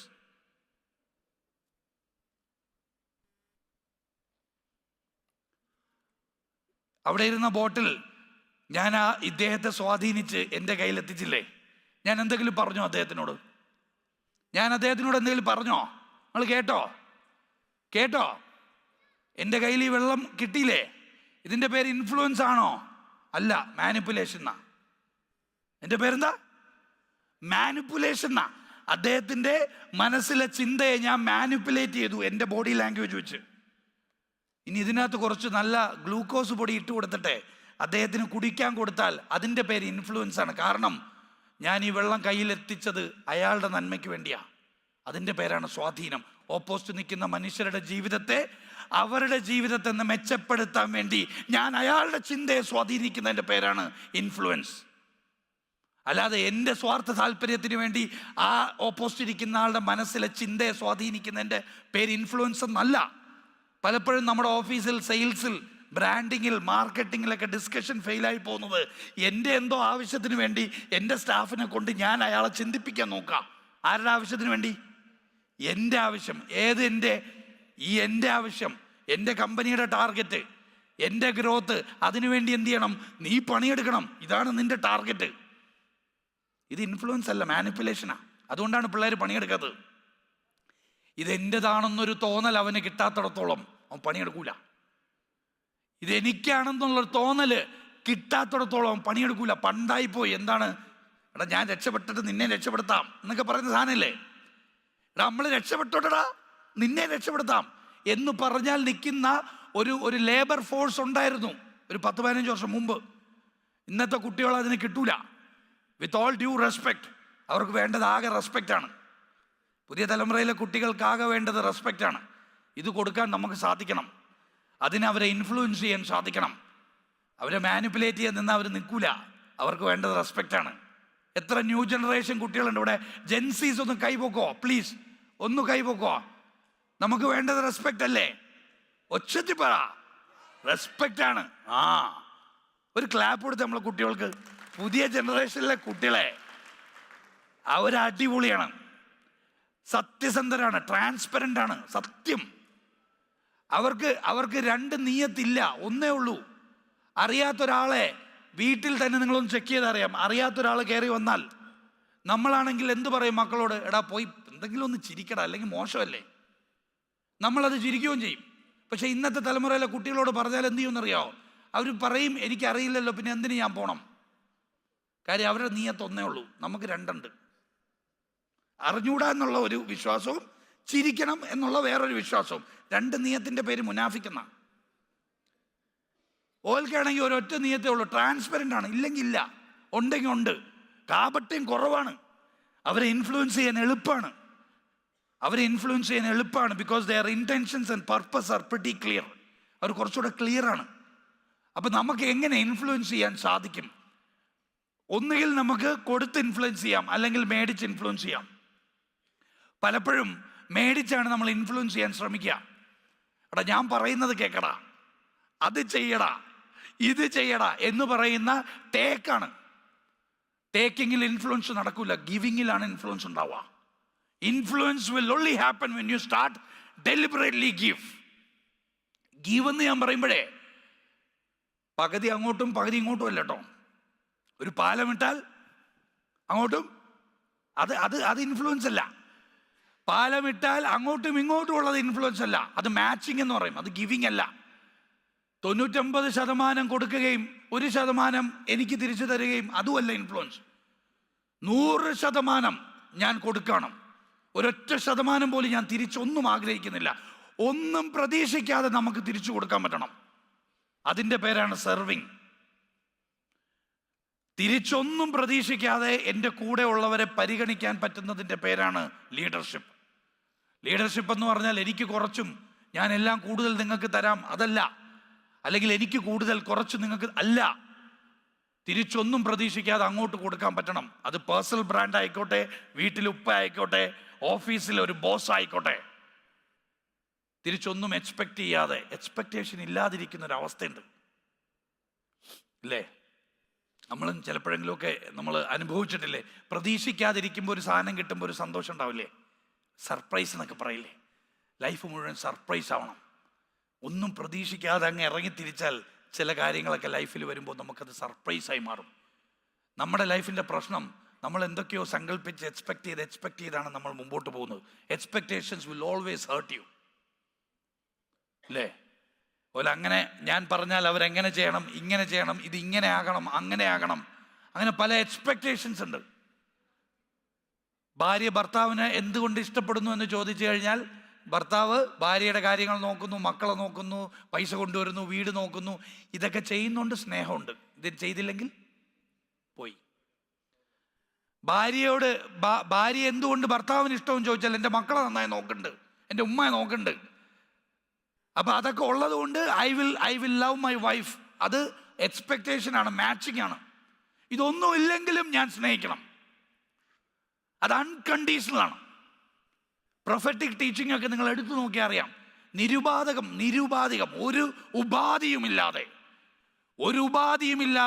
ഒരു ബൗണ്ടറിയുമില്ലാതെ എനിക്ക് മനുഷ്യരെ ചേർത്ത് പിടിക്കാൻ പറ്റുമ്പോൾ, എനിക്ക് മനുഷ്യരെ പരിഗണിക്കാൻ പറ്റുമ്പോഴാണ് യഥാർത്ഥ ലീഡർഷിപ്പ് ഉണ്ടാവുന്നത്.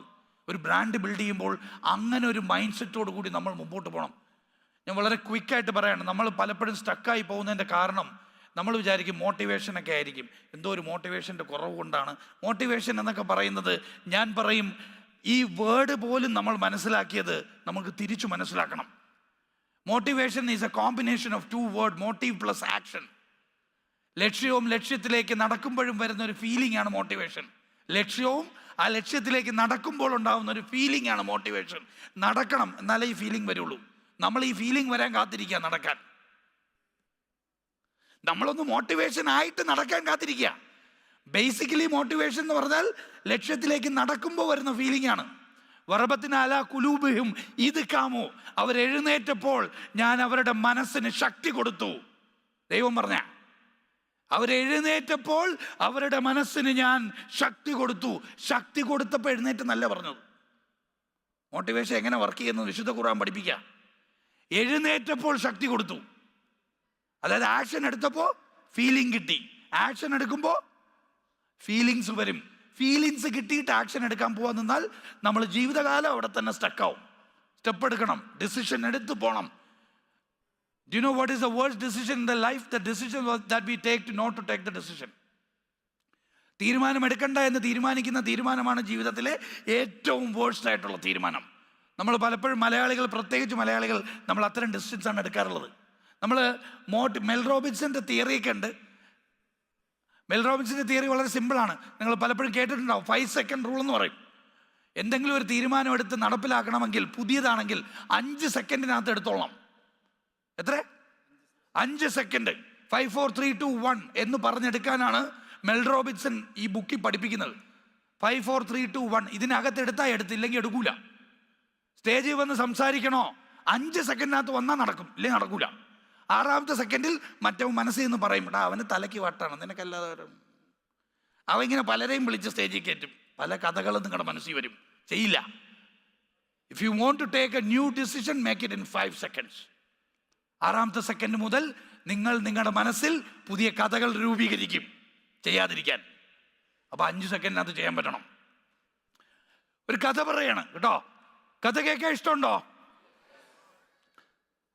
ഒരു ക്ലാപ്പ് അടിച്ചേ.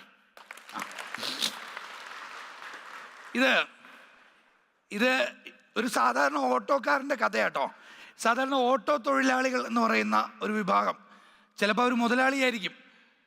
പലപ്പോഴും ഓട്ടോ ഓടിക്കുന്ന ഒരു ഓട്ടോറിക്ഷ എടുത്ത് ഓടിക്കുന്ന ഒരു മുതലാളി, ഈ മനുഷ്യന് ആവറേജ് ഒരു ദിവസം എത്ര രൂപയുടെ വരുമാനം ഉണ്ടാവും?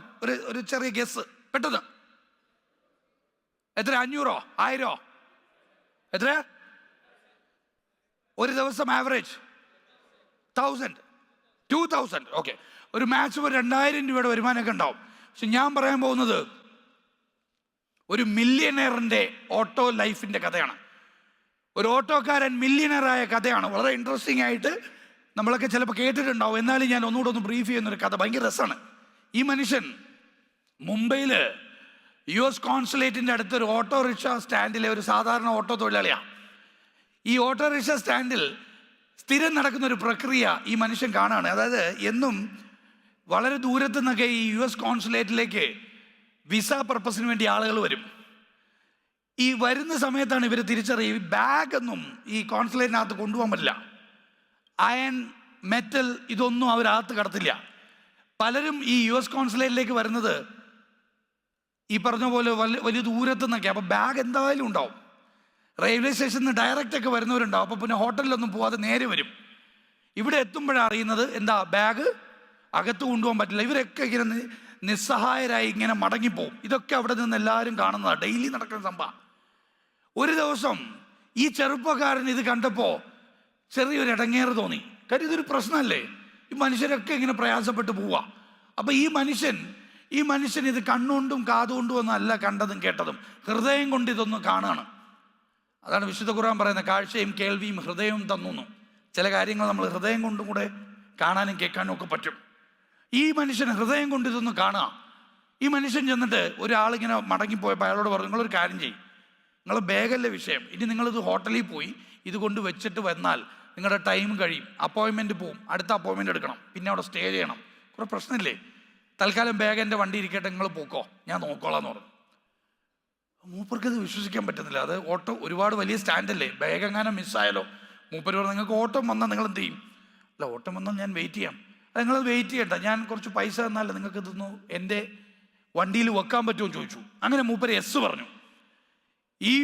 ഈ കസ്റ്റമറിൻ്റെ ബാഗ് എടുത്ത് മൂപ്പർ വണ്ടിയിൽ വെച്ചു. അയാൾ 1000 രൂപ കൊടുത്തു. എത്ര രൂപ? 1000 രൂപ കൊടുത്തു. ഇയാൾ കുറച്ച് കഴിഞ്ഞപ്പോൾ വേറൊരാൾ എനിക്ക് മടങ്ങിപ്പോകുന്ന കണ്ടപ്പോൾ ഒരു 1000 രൂപ തരാണെങ്കിൽ ഞാനിത് വെക്കാമെന്ന് പറയാം. കാര്യം ഇയാൾ ഓൾറെഡി ഒരു ബാഗ് വെക്കുകയാണല്ലോ, ഓട്ടം പോകാൻ പറ്റില്ല.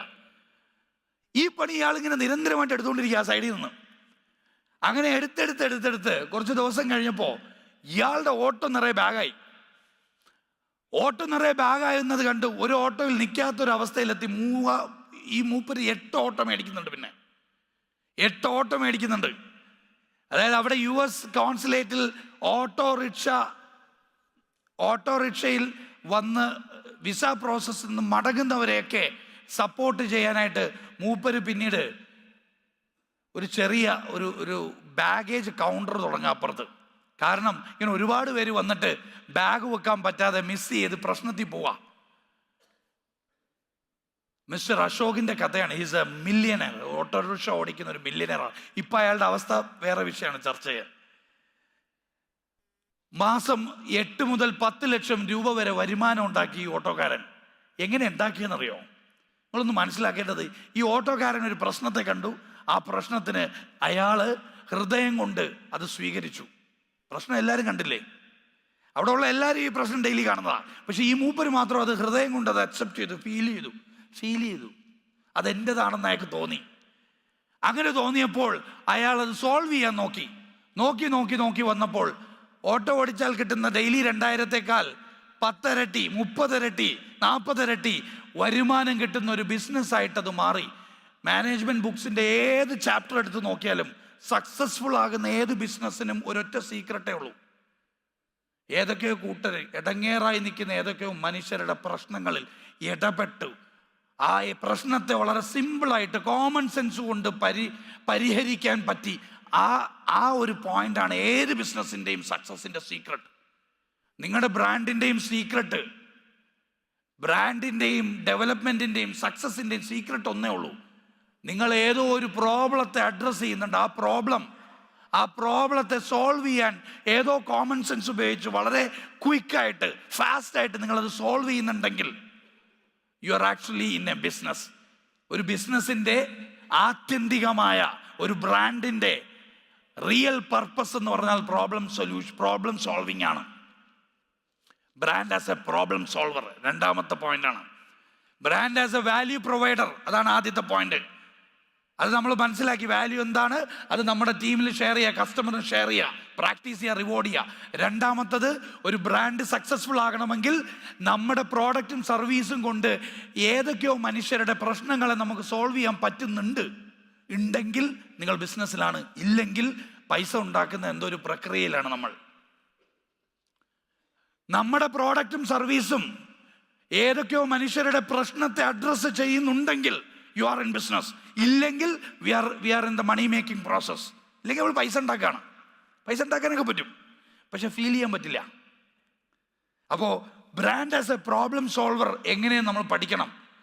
നമ്മുടെ പ്രോഡക്റ്റും സർവീസും കൊണ്ട് ഏതൊക്കെയോ ഗ്രൂപ്പ് ഓഫ് ആളുകളുടെ പ്രശ്നത്തെ പരിഹരിക്കാൻ പറ്റുന്നുണ്ടോ ഇല്ലയോ. ഞാൻ UAE നടന്നൊരു സംഭവം വളരെ ക്വിക്കായിട്ട് പറയാം. പേഴ്സണൽ ബ്രാൻഡ് വേണോ ഓർഗനൈസേഷൻ ബ്രാൻഡ് വേണോ എന്ന് ചോദിച്ചപ്പോൾ ഓർഗനൈസേഷൻ ആണ്, പേഴ്സൺ ആണെന്നൊക്കെ പറഞ്ഞ് തമ്മിത്തല്ലിയ നമ്മളോട് ഈ മനുഷ്യൻ അതിന് ഒരു ഉത്തമ ഉദാഹരണം പറഞ്ഞുതരാം. ഈ മനുഷ്യൻ UAE വന്ന സമയത്ത് ചായ കുടിക്കാൻ ഒരുപാട് ചായക്കട ഉണ്ട്, ഇന്നുമുണ്ട്.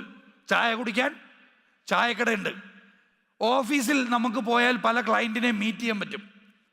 പക്ഷേ മീറ്റിങ്ങും ബിസിനസ്സും ചായയും ഒരിടത്ത് കുടിക്കുക എന്ന് പറയുന്നൊരു സംഭവം ഇല്ല. അൺടിൽ കാസർഗോഡ് ചെറുപ്പക്കാരൻ റാഫിയാണ്. റാഫി എന്ന ഫില്ലി റാഫി ഈ ഒരു പ്രോബ്ലത്തെ ഹൃദയം കൊണ്ട് മനസ്സിലാക്കി. എന്താണ്? കച്ചവടം പറഞ്ഞുകൊണ്ട് ചായ കുടിക്കാൻ പറ്റുന്ന ഒരു കോസി എൻവയോൺമെന്റ്, കച്ചവടം പറഞ്ഞുകൊണ്ട് ചായ കുടിക്കാൻ പറ്റുന്ന, നമ്മളൊക്കെ മറ്റേ നമ്മളെ നാട്ടുവാർത്തകൾ പറഞ്ഞുകൊണ്ട് ചായ കുടിക്കുന്ന പഴയ പീടികയുണ്ട് അല്ലേ? പക്ഷെ ബിസിനസ് സംസാരിക്കാൻ പറ്റുന്ന ഒരു ചായക്കട, അതായിരുന്നു ആക്ച്വലി ഫിലി റാഫിയുടെ ഒരു ഒറിജിൻ. റാഫി എന്ന ഒരു പേഴ്സണൽ ബ്രാൻഡ് ഫില്ലി എന്ന ബ്രാൻഡായി മാറിയത് ഈ ഒരു പ്രോബ്ലത്തെ അദ്ദേഹം മനസ്സിലാക്കി ഹൃദയം കൊണ്ട് അത് സോൾവ് ചെയ്തു. എങ്ങനെ? ഒരു ബിസിനസ് എൻവയോൺമെന്റ് ഒരു ചായക്കടയിൽ കൊണ്ടുവന്നു. ആർക്കെങ്കിലും ബിസിനസ് നെഗോഷിയേഷൻ വേണമെങ്കിൽ, ബിസിനസ് പിച്ച് ചെയ്യണമെങ്കിൽ, നെഗോഷിയേറ്റ് ചെയ്യാനും പിച്ച് ചെയ്യാനും പറ്റുന്ന ഒരു എൻവയോൺമെന്റ് അയാൾ ചായക്കടയിൽ കൊണ്ടുവന്നപ്പോൾ അതൊരു വലിയ ബ്രാൻഡായി മാറി. കാര്യം ആ ബ്രാൻഡ് ഒരു പ്രോബ്ലം സോൾവർ ആയിരുന്നു. ചായ വിൽക്കലല്ലായിരുന്നു ആളുടെ പണി. ചായ വിൽക്കാൻ ഒരുപാട് പേരുണ്ട്, പക്ഷെ ഈ പ്രോബ്ലം അഡ്രസ്സ് ചെയ്യാൻ ഒരൊറ്റ മനുഷ്യനെ ഉണ്ടായുള്ളൂ. നമ്മുടെ നിഷ് എന്താണെന്ന് കണ്ടുപിടിക്കണം. നിഷ് എന്ന് പറയും.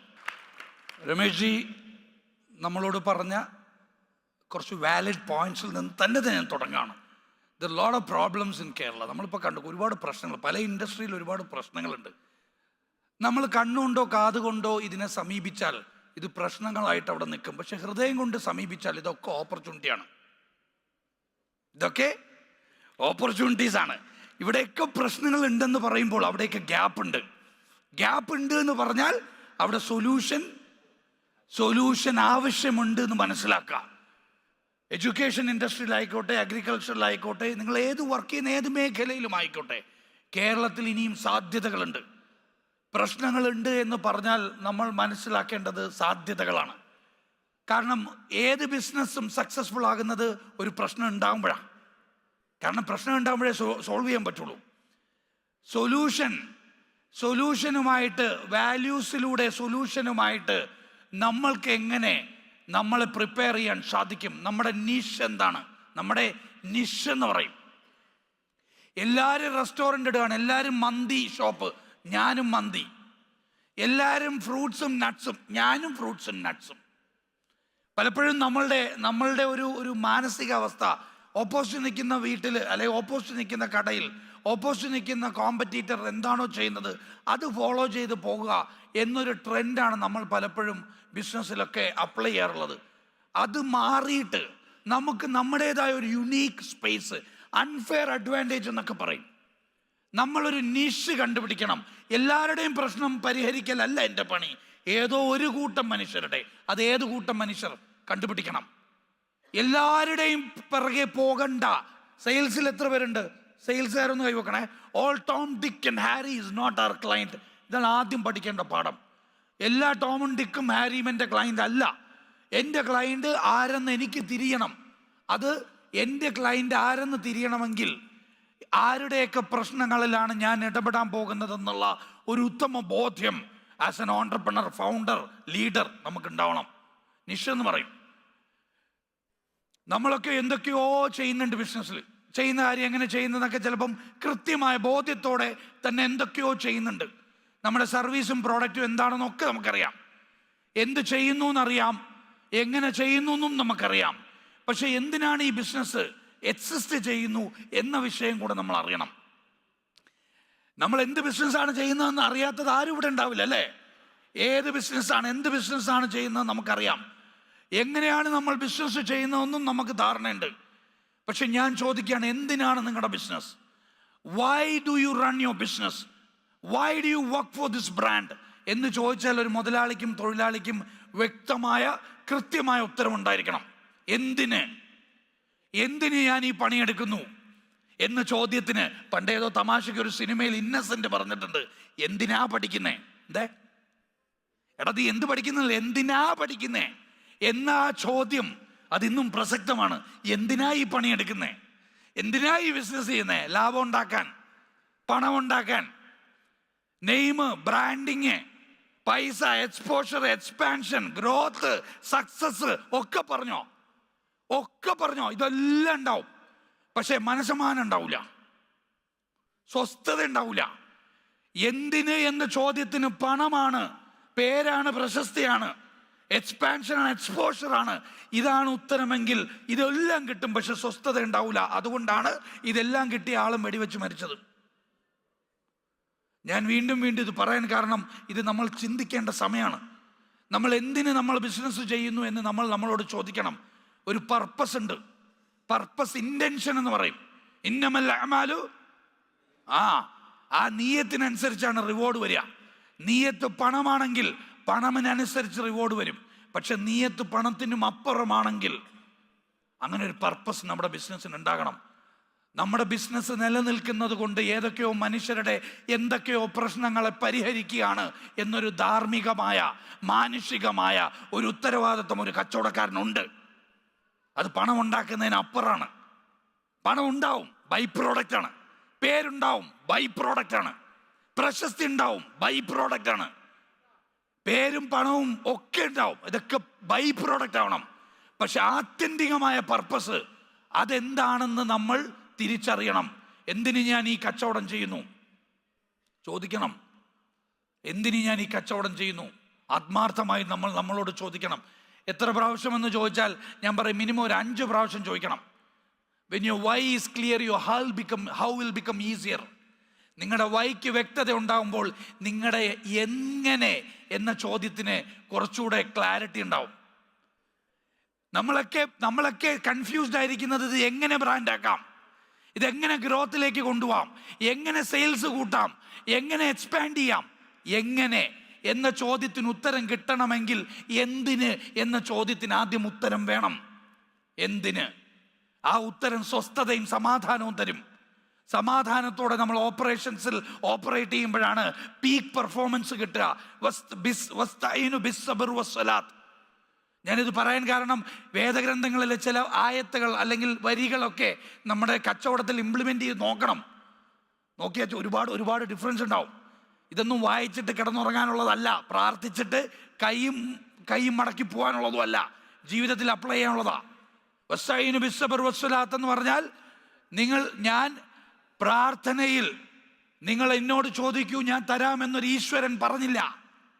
പ്രാർത്ഥനയിൽ സമാധാനത്തോടെ നിങ്ങൾ എന്നോട് ചോദിക്കൂ ഞാൻ തരാമെന്നാണ് പറഞ്ഞത്. സമാധാനം മൈനസ് പ്രാർത്ഥന കിട്ടൂല, സമാധാനം മൈനസ് പ്രവൃത്തി കിട്ടൂല, സമാധാനം പ്ലസ് പ്രവൃത്തി കിട്ടും, സമാധാനം പ്ലസ് പ്രാർത്ഥന കിട്ടും. സമാധാനത്തോടുകൂടി പ്രവർത്തിക്കണമെങ്കിൽ പർപ്പസ് അറിയണം, ഇല്ലെങ്കിൽ ഇടങ്ങേറ് പിടിച്ചായിരിക്കും ഓടുന്നത്. കച്ചവടത്തിന് എന്തിനാ ഇറങ്ങിയെന്ന് ചോദിച്ചാൽ നിങ്ങൾ പറയില്ലേ ഫ്രീഡം ആണെന്ന്, അല്ലേ? വല്ലവൻ്റെ വായിരിക്കുന്ന കേട്ടും അടുത്തോണ്ടല്ലേ സ്വന്തമായിട്ടൊരു കച്ചവടം ചെയ്യാമെന്ന് തീരുമാനിച്ചേ.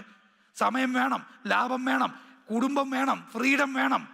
ഇതെല്ലാം പോവും കച്ചവടത്തിൽ ഇറങ്ങിയ. സമയം പോവും, ഫ്രീഡം പോവും, ഇല്ലേ? ശമ്പളം അവസാനം പോലും നമുക്ക് കിട്ടൂല.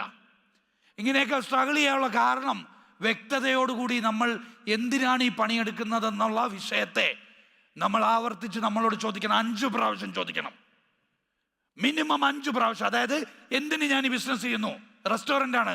എന്തിന് ബിസിനസ് ചെയ്യുന്നു? ബിരിയാണി വിൽക്കാൻ. എന്തിന് ബിരിയാണി വിൽക്കുന്നു? കസ്റ്റമറിന് കൊടുക്കാൻ. എന്തിന് കസ്റ്റമറിന് കൊടുക്കണം ബിരിയാണി? കസ്റ്റമറിന് ഹാപ്പി ആവാൻ. എന്തിന് കസ്റ്റമറിനെ ഹാപ്പി ആക്കണം? ചോദിച്ചു നോക്ക്. 5ാമത്തെ ചോദ്യത്തിൻ്റെ ഉത്തരം നിങ്ങളുടെ ബിസിനസ്സിൻ്റെ റൂട്ട് കോസ് ഓഫ് പർപ്പസ് ആയിരിക്കും. 5ാമത്തെ ചോദ്യത്തിൻ്റെ ഉത്തരം നിങ്ങളുടെ ബിസിനസ്സിൻ്റെ ഒരു റൂട്ട് കോസ് നിങ്ങൾക്ക് കിട്ടും. അതാണ് നിങ്ങളുടെ പർപ്പസ്. അങ്ങനെ ഒരു പർപ്പസിൽ നമ്മൾ ബിസിനസ് ലോഞ്ച് ചെയ്താൽ, അങ്ങനെ ഒരു പർപ്പസിൽ നമ്മളുടെ ബിസിനസ്സിൻ്റെ മാർക്കറ്റിംഗ് നമ്മൾ ചെയ്താൽ, അങ്ങനെ ഒരു പർപ്പസിൽ നമ്മുടെ സ്റ്റാഫിനെ നമ്മൾ ട്രെയിൻ ചെയ്താൽ നമുക്കൊരു അൺഫെയർ അഡ്വാൻറ്റേജ് കിട്ടും. Unfair advantage. I want you to mark this word, unfair advantage. എൻ്റെ ബിസിനസ്സിൽ വന്നാൽ നിങ്ങൾക്ക് എവിടെ പോയാലും കിട്ടാത്ത ഈ സാധനം ഉണ്ടാവും. അങ്ങനെ പറയാൻ പറ്റുന്ന ഒരു പേർപ്പസ് നമ്മുടെ ബിസിനസ്സുകളിൽ നമുക്ക് ഉണ്ടാവണം. 3ാമത്തെ പോയിന്റാണ്, ലാസ്റ്റ് പോയിന്റ്. ആദ്യത്തെ പോയിന്റ് ബ്രാൻഡ് ഒരു വാല്യൂ പ്രൊവൈഡർ ആണ്. 2ാമത് ബ്രാൻഡ് ഒരു പ്രോബ്ലം സോൾവർ ആകണം. 3ാമത് ബ്രാൻഡ് ഒരു സോഷ്യൽ ട്രാൻസ്ഫോമർ ആവണം. ബ്രാൻഡ് ഒരു സോഷ്യൽ ട്രാൻസ്ഫോമർ ആകണം. സൊസൈറ്റിയെ ട്രാൻസ്ഫോം ചെയ്യാൻ പറ്റുന്നതായിരിക്കണം ഒരു ബ്രാൻഡ്. ഞാൻ വളരെ സിമ്പിളായിട്ട് പറഞ്ഞാൽ, who will cry when you dye എന്ന് പറഞ്ഞൊരു ബുക്കുണ്ട് റോബിൻ ശർമ്മയുടെ. നിങ്ങൾ ഇന്ന് മരിച്ചു പോയാൽ ആരൊക്കെ കരയും എന്ന് ചോദിക്കുന്ന ഒരു ചോദ്യം പോലെ, നിങ്ങളെ ബിസിനസ് ഇന്ന് പൂട്ടിപ്പോയാൽ ആരൊക്കെ കരയും? അത് ഞാനും എൻ്റെ പാർട്ട്ണറും എൻ്റെ വൈഫും എൻ്റെ 4 എംപ്ലോയീസും മാത്രമാണോ? അതോ അതിനപ്പുറം ഒരു സൊസൈറ്റി, ഞാനെന്ന് പറയുന്ന ബിസിനസ് പൂട്ടിപ്പോയാൽ കരയുന്ന ഒരു കൂട്ടം മനുഷ്യർ, ഒരു കമ്മ്യൂണിറ്റി, ഒരു ട്രൈബ് നമുക്ക് ഉണ്ടാക്കാൻ പറ്റുമോ ഇല്ലയോ എന്ന് നമ്മൾ ആവർത്തിച്ച് നമ്മൾ ചോദിച്ചു നോക്കണം. വാട്സാപ്പ് പറയാണ് നാളെ മുതൽ വാട്സാപ്പ് ഇല്ല. വാട്സാപ്പ് പറയാ നാളെ മുതൽ ഞങ്ങൾ പ്രവർത്തിക്കുന്നില്ല. കരയൂലേ നമ്മൾ? ഒരു സെക്കൻഡെങ്കിലും ഇടങ്ങേറ് വരില്ലേ? വാട്സാപ്പ് പറഞ്ഞാൽ ഇടങ്ങേറ് വരാനുള്ള കാരണം, വാട്സാപ്പ് ഏതോ പ്രശ്നത്തെ കഴിഞ്ഞ കുറേ വർഷങ്ങളായിട്ട് പരിഹരിച്ചുകൊണ്ടിരിക്കുകയാണ്. ആരുടെയൊക്കെയോ പ്രശ്നത്തെ വാട്സാപ്പ് ഇങ്ങനെ പരിഹരിച്ച് നമ്മുടെ ജീവിതത്തിൻ്റെ ഏറ്റവും ഹൃദയത്തിനടുത്തെത്തി വാട്സാപ്പ്. ഇനി അത് നിർത്തിയാൽ നമ്മൾ കരയും. അങ്ങനെ കരയാൻ പാകത്തിന് നമ്മുടെ ബ്രാൻഡിനെ നമ്മൾക്ക് ബിൽഡ് ചെയ്യണമെങ്കിൽ 3ാമത്തെ ഈ എലമെന്റ്, സോഷ്യൽ ട്രാൻസ്ഫോമറായി നമ്മുടെ ബ്രാൻഡ് മാറണം. ഒരു കമ്മ്യൂണിറ്റിയെ ട്രാൻസ്ഫോം ചെയ്യണം. ആദ്യത്തെ കമ്മ്യൂണിറ്റി ആരെന്ന് എന്നോട് ചോദിച്ചാൽ ഞാൻ പറയും കസ്റ്റമർ അല്ല. കസ്റ്റമറിന്റെ പ്രോബ്ലം അല്ല നമ്മൾ സോൾവ് ചെയ്യേണ്ടത്. നമ്മളൊക്കെ വിചാരിക്കുന്നത് എന്താണ്? നമ്മുടെ പ്രോഡക്റ്റും സർവീസും വെച്ച് കസ്റ്റമേഴ്സിന്റെ പ്രോബ്ലം സോൾവ് ചെയ്യാം. നോ, നമ്മുടെ കൂടെ ഉള്ള എംപ്ലോയീസിന്റെ പ്രോബ്ലംസ് ആദ്യം പരിഹരിക്കാൻ പറ്റണം. KPI എന്ന് കേട്ടിട്ടുള്ളവർ കൈപോക്കോ? KPI, key performance indicator. സ്റ്റാഫിന്റെ പെർഫോമൻസ് മനസ്സിലാക്കാനുള്ള ഒരു മെട്രിക്സ് ആണ്. ഞാനിവിടെ പറയാണ് KPI അല്ല വേണ്ടത്, KHI, കീ ഹാപ്പിനെസ് ഇൻഡിക്കേറ്റർ. നമ്മുടെ എംപ്ലോയീസിൻ്റെ ഹാപ്പിനെസ് ഇൻഡിക്കേറ്റർ നമുക്ക് വേണം. ടാർഗറ്റും KPIയും ഒക്കെ നമ്മൾ കൊടുക്കും. പക്ഷെ അവൻ്റെ ഹാപ്പിനെസ് ഇൻഡിക്കേറ്റ് ചെയ്യാൻ നമ്മൾ ഇതുവരെ പഠിച്ചിട്ടില്ല, അറിയില്ല. എൻ്റെ കൂടെ നിൽക്കുന്ന എംപ്ലോയീസിൻ്റെ പേഴ്സണലായിട്ടുള്ള അവൻ്റെ ഇമോഷൻസ് ഒക്കെ നമുക്കറിയണം. അത് അറിഞ്ഞാൽ പോരാ, അത് മാപ്പ് ചെയ്യാനൊരു ഡേറ്റ വേണം. എത്രത്തോളം എന്ന് ചോദിച്ചാൽ ഇത്രത്തോളം, മിനിമം ഇത്രയെങ്കിലും ഡേറ്റ ഒരു എംപ്ലോയിയുടെ നമ്മുടെ ഡെസ്കിൽ ഉണ്ടായിരിക്കണം. എല്ലാ എംപ്ലോയീസിൻ്റെയും 5 വർഷം കഴിയുമ്പോൾ അവിടെ എത്തണം, 3 വർഷം കഴിയുമ്പോൾ എവിടെ എത്തണം, അവന് ഇഷ്ടമുള്ള ഒരു ഫേവറേറ്റ് ബുക്ക് എന്തെന്നറിയണം, അവൻ്റെ വെഡ്ഡിങ് ആനിവേഴ്സറി അറിയണം.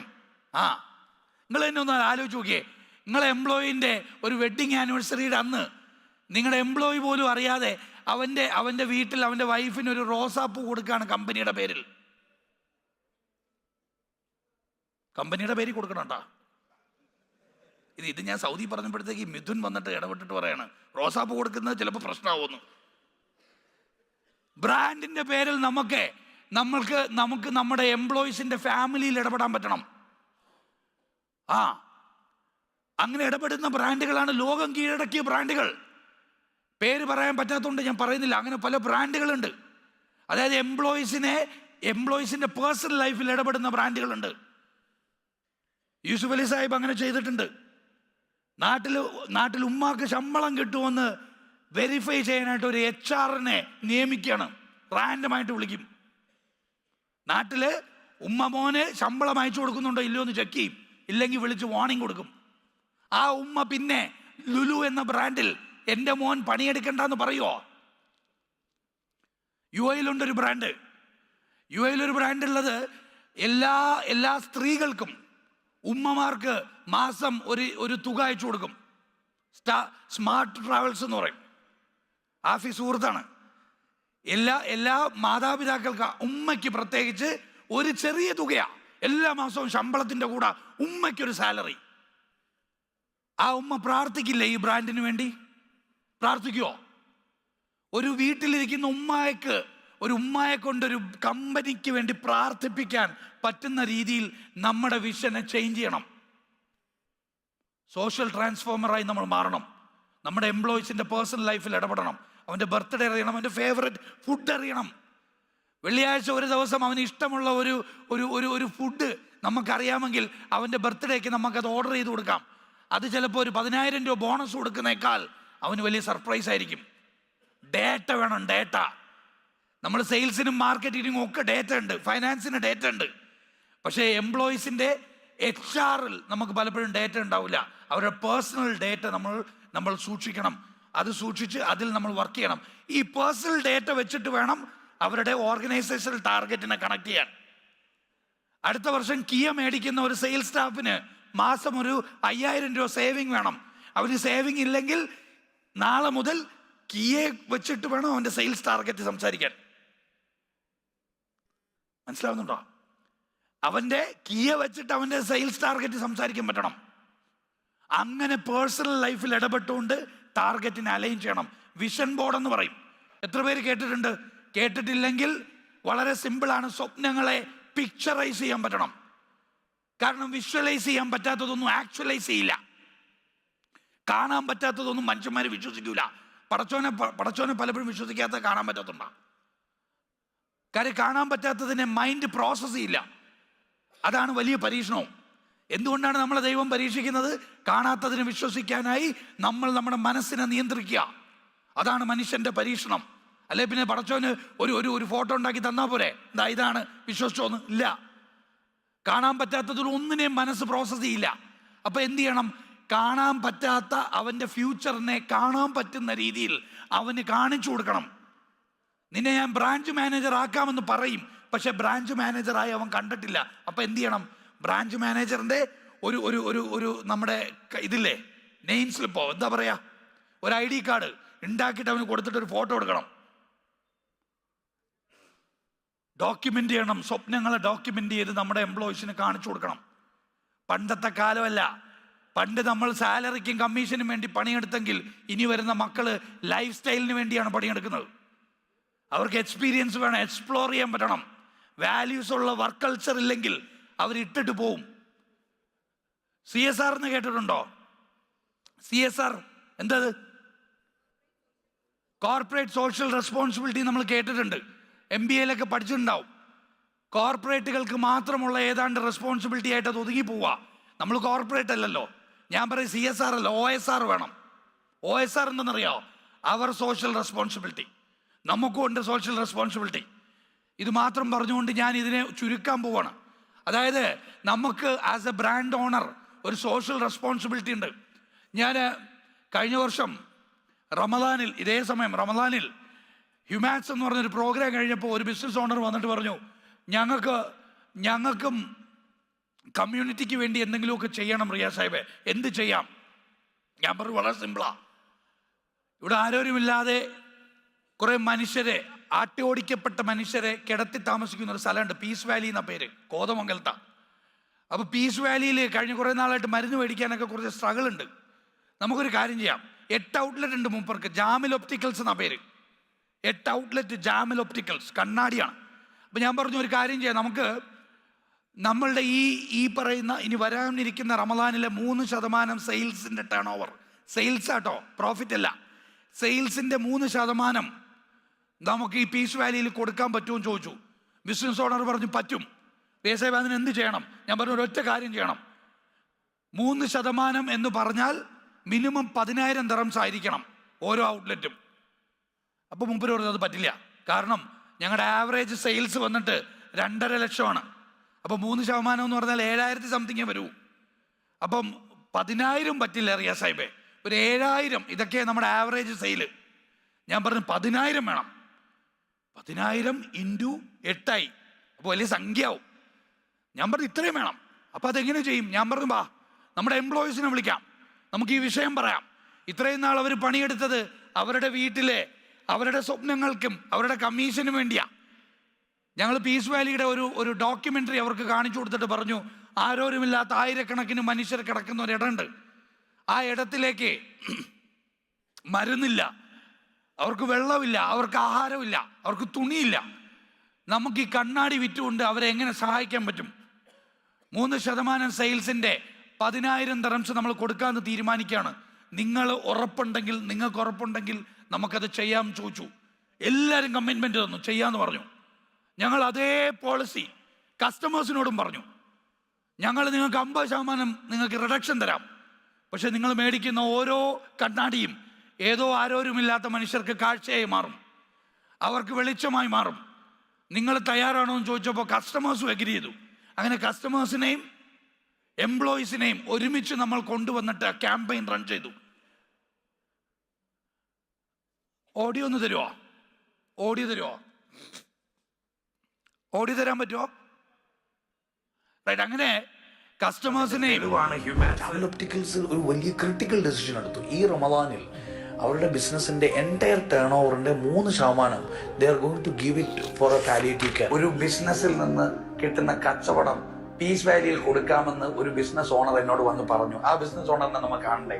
റിയാസ് ഭായ്, താങ്കൾ പരിചയപ്പെടുത്തിയ അനുസരിച്ച് ജാമിൽ ഒപ്റ്റിക്കൽസിന്റെ അഷ്റഫ് സാഹിബും കുടുംബവും ഇവിടെ വന്നിരുന്നു, പീസ് വാലി സന്ദർശിച്ചു. ഒപ്റ്റിക്കൽസിന്റെ ഒരു മാസത്തെ സെയിൽസിന്റെ 3% ഫണ്ട് പീസ് വാലിയിൽ കൊണ്ടെത്തിച്ചു. ശരിക്കും നമ്മളൊക്കെ പണ്ട് പറയാറുണ്ടല്ലോ, മങ്ങിയ കാഴ്ചകൾ കാണാൻ കണ്ണടകൾ വേണം എന്നൊക്കെ പറയുന്നത് പോലെ ഇവരുടെ കണ്ണട ആരോരുമില്ലാതെ തെരുവിലായി പോയ മനുഷ്യരുടെ പ്രയാസങ്ങൾ കാണാൻ, അല്ലെങ്കിൽ അതിനോട് ചേർന്ന് നിൽക്കാൻ കഴിയുന്ന ഒരു വലിയൊരു കാഴ്ചപ്പാട് ആയി മാറി.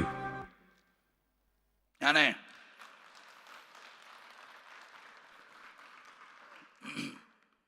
റമദാൻ തീർന്നപ്പോൾ നമുക്ക് വലിയ സംശയം ഉണ്ടായിരുന്നു, കാര്യം ഇത് അച്ചീവ് ചെയ്യാൻ പറ്റുമോ ഇല്ലയോ എന്ന്. കാരണം കഴിഞ്ഞ 12 വർഷമായിട്ട് 2-2.5 ലക്ഷത്തിനകത്ത് മാത്രം ടേൺ ഓവർ ചെയ്യുന്ന ഒരു ഔട്ട്ലെറ്റ് ഈ വലിയൊരു ടാർഗറ്റ് എങ്ങനെ അവർ റിസീവ് ചെയ്യുമെന്ന് നമ്മൾക്ക് വലിയ സംശയം ഉണ്ടായിരുന്നു. പക്ഷേ അവിടുത്തെ എംപ്ലോയീസിനൊരു സംശയമില്ലായിരുന്നു. 6 ഔട്ട്ലെറ്റാണ് ടാർഗറ്റ് അച്ചീവ് ചെയ്ത് ഈ പറയുന്ന ക്യാമ്പയിൻ സക്സസ്ഫുൾ ആക്കിയ 6 ഔട്ട്ലെറ്റ് ഉണ്ട്. 3 ലക്ഷത്തിൽ പരം സെയിൽസ് ഈ പറയുന്ന ബിസിനസ്സിലേക്ക് വരിക. ഞാനപ്പോൾ വളരെ കൗതുകത്തോടൊന്ന് തിരിച്ച് എൻ്റെ കാൽക്കുലേഷൻ നോക്കിയപ്പോഴേ 3% കൊടുക്കാം എന്ന് തീരുമാനിച്ചപ്പോൾ പടച്ചോ 30% സെയിൽസിൻ്റെ ഗ്രോത്താണ് ആ ബ്രാൻഡിന് കൊടുത്തത്. നമ്മളിത് തിരിച്ചറിയണം. ഒരു ബ്രാൻഡ് 3% അവരുടെ ലാഭത്തിൻ്റെ അല്ല, കച്ചവടത്തിൻ്റെ ഒരു സോഷ്യൽ കോൺട്രിബ്യൂഷന് വേണ്ടി മാറ്റിയപ്പോൾ അവിടെ 30% ഗ്രോത്ത് ഉണ്ടാവുകയാണ്. ഇതിൻ്റെ പേരാണ് ഡിവൈൻ ഇൻ്റർവെൻഷൻ. നമ്മൾ വിചാരിക്കും ഭാഗ്യവും ലക്കും അല്ലെങ്കിൽ പ്രവർത്തനവും ഒക്കെ കൊണ്ട് നമ്മൾ ആഗ്രഹിക്കുന്ന കാര്യങ്ങളൊക്കെ നേടാം. ഒന്നുമില്ല. നമ്മൾ ആഗ്രഹിക്കുന്ന നേടാൻ ഒരൊറ്റ മാർഗ്ഗമേ ഉള്ളൂ, ഇൻറ്റൻഷൻ.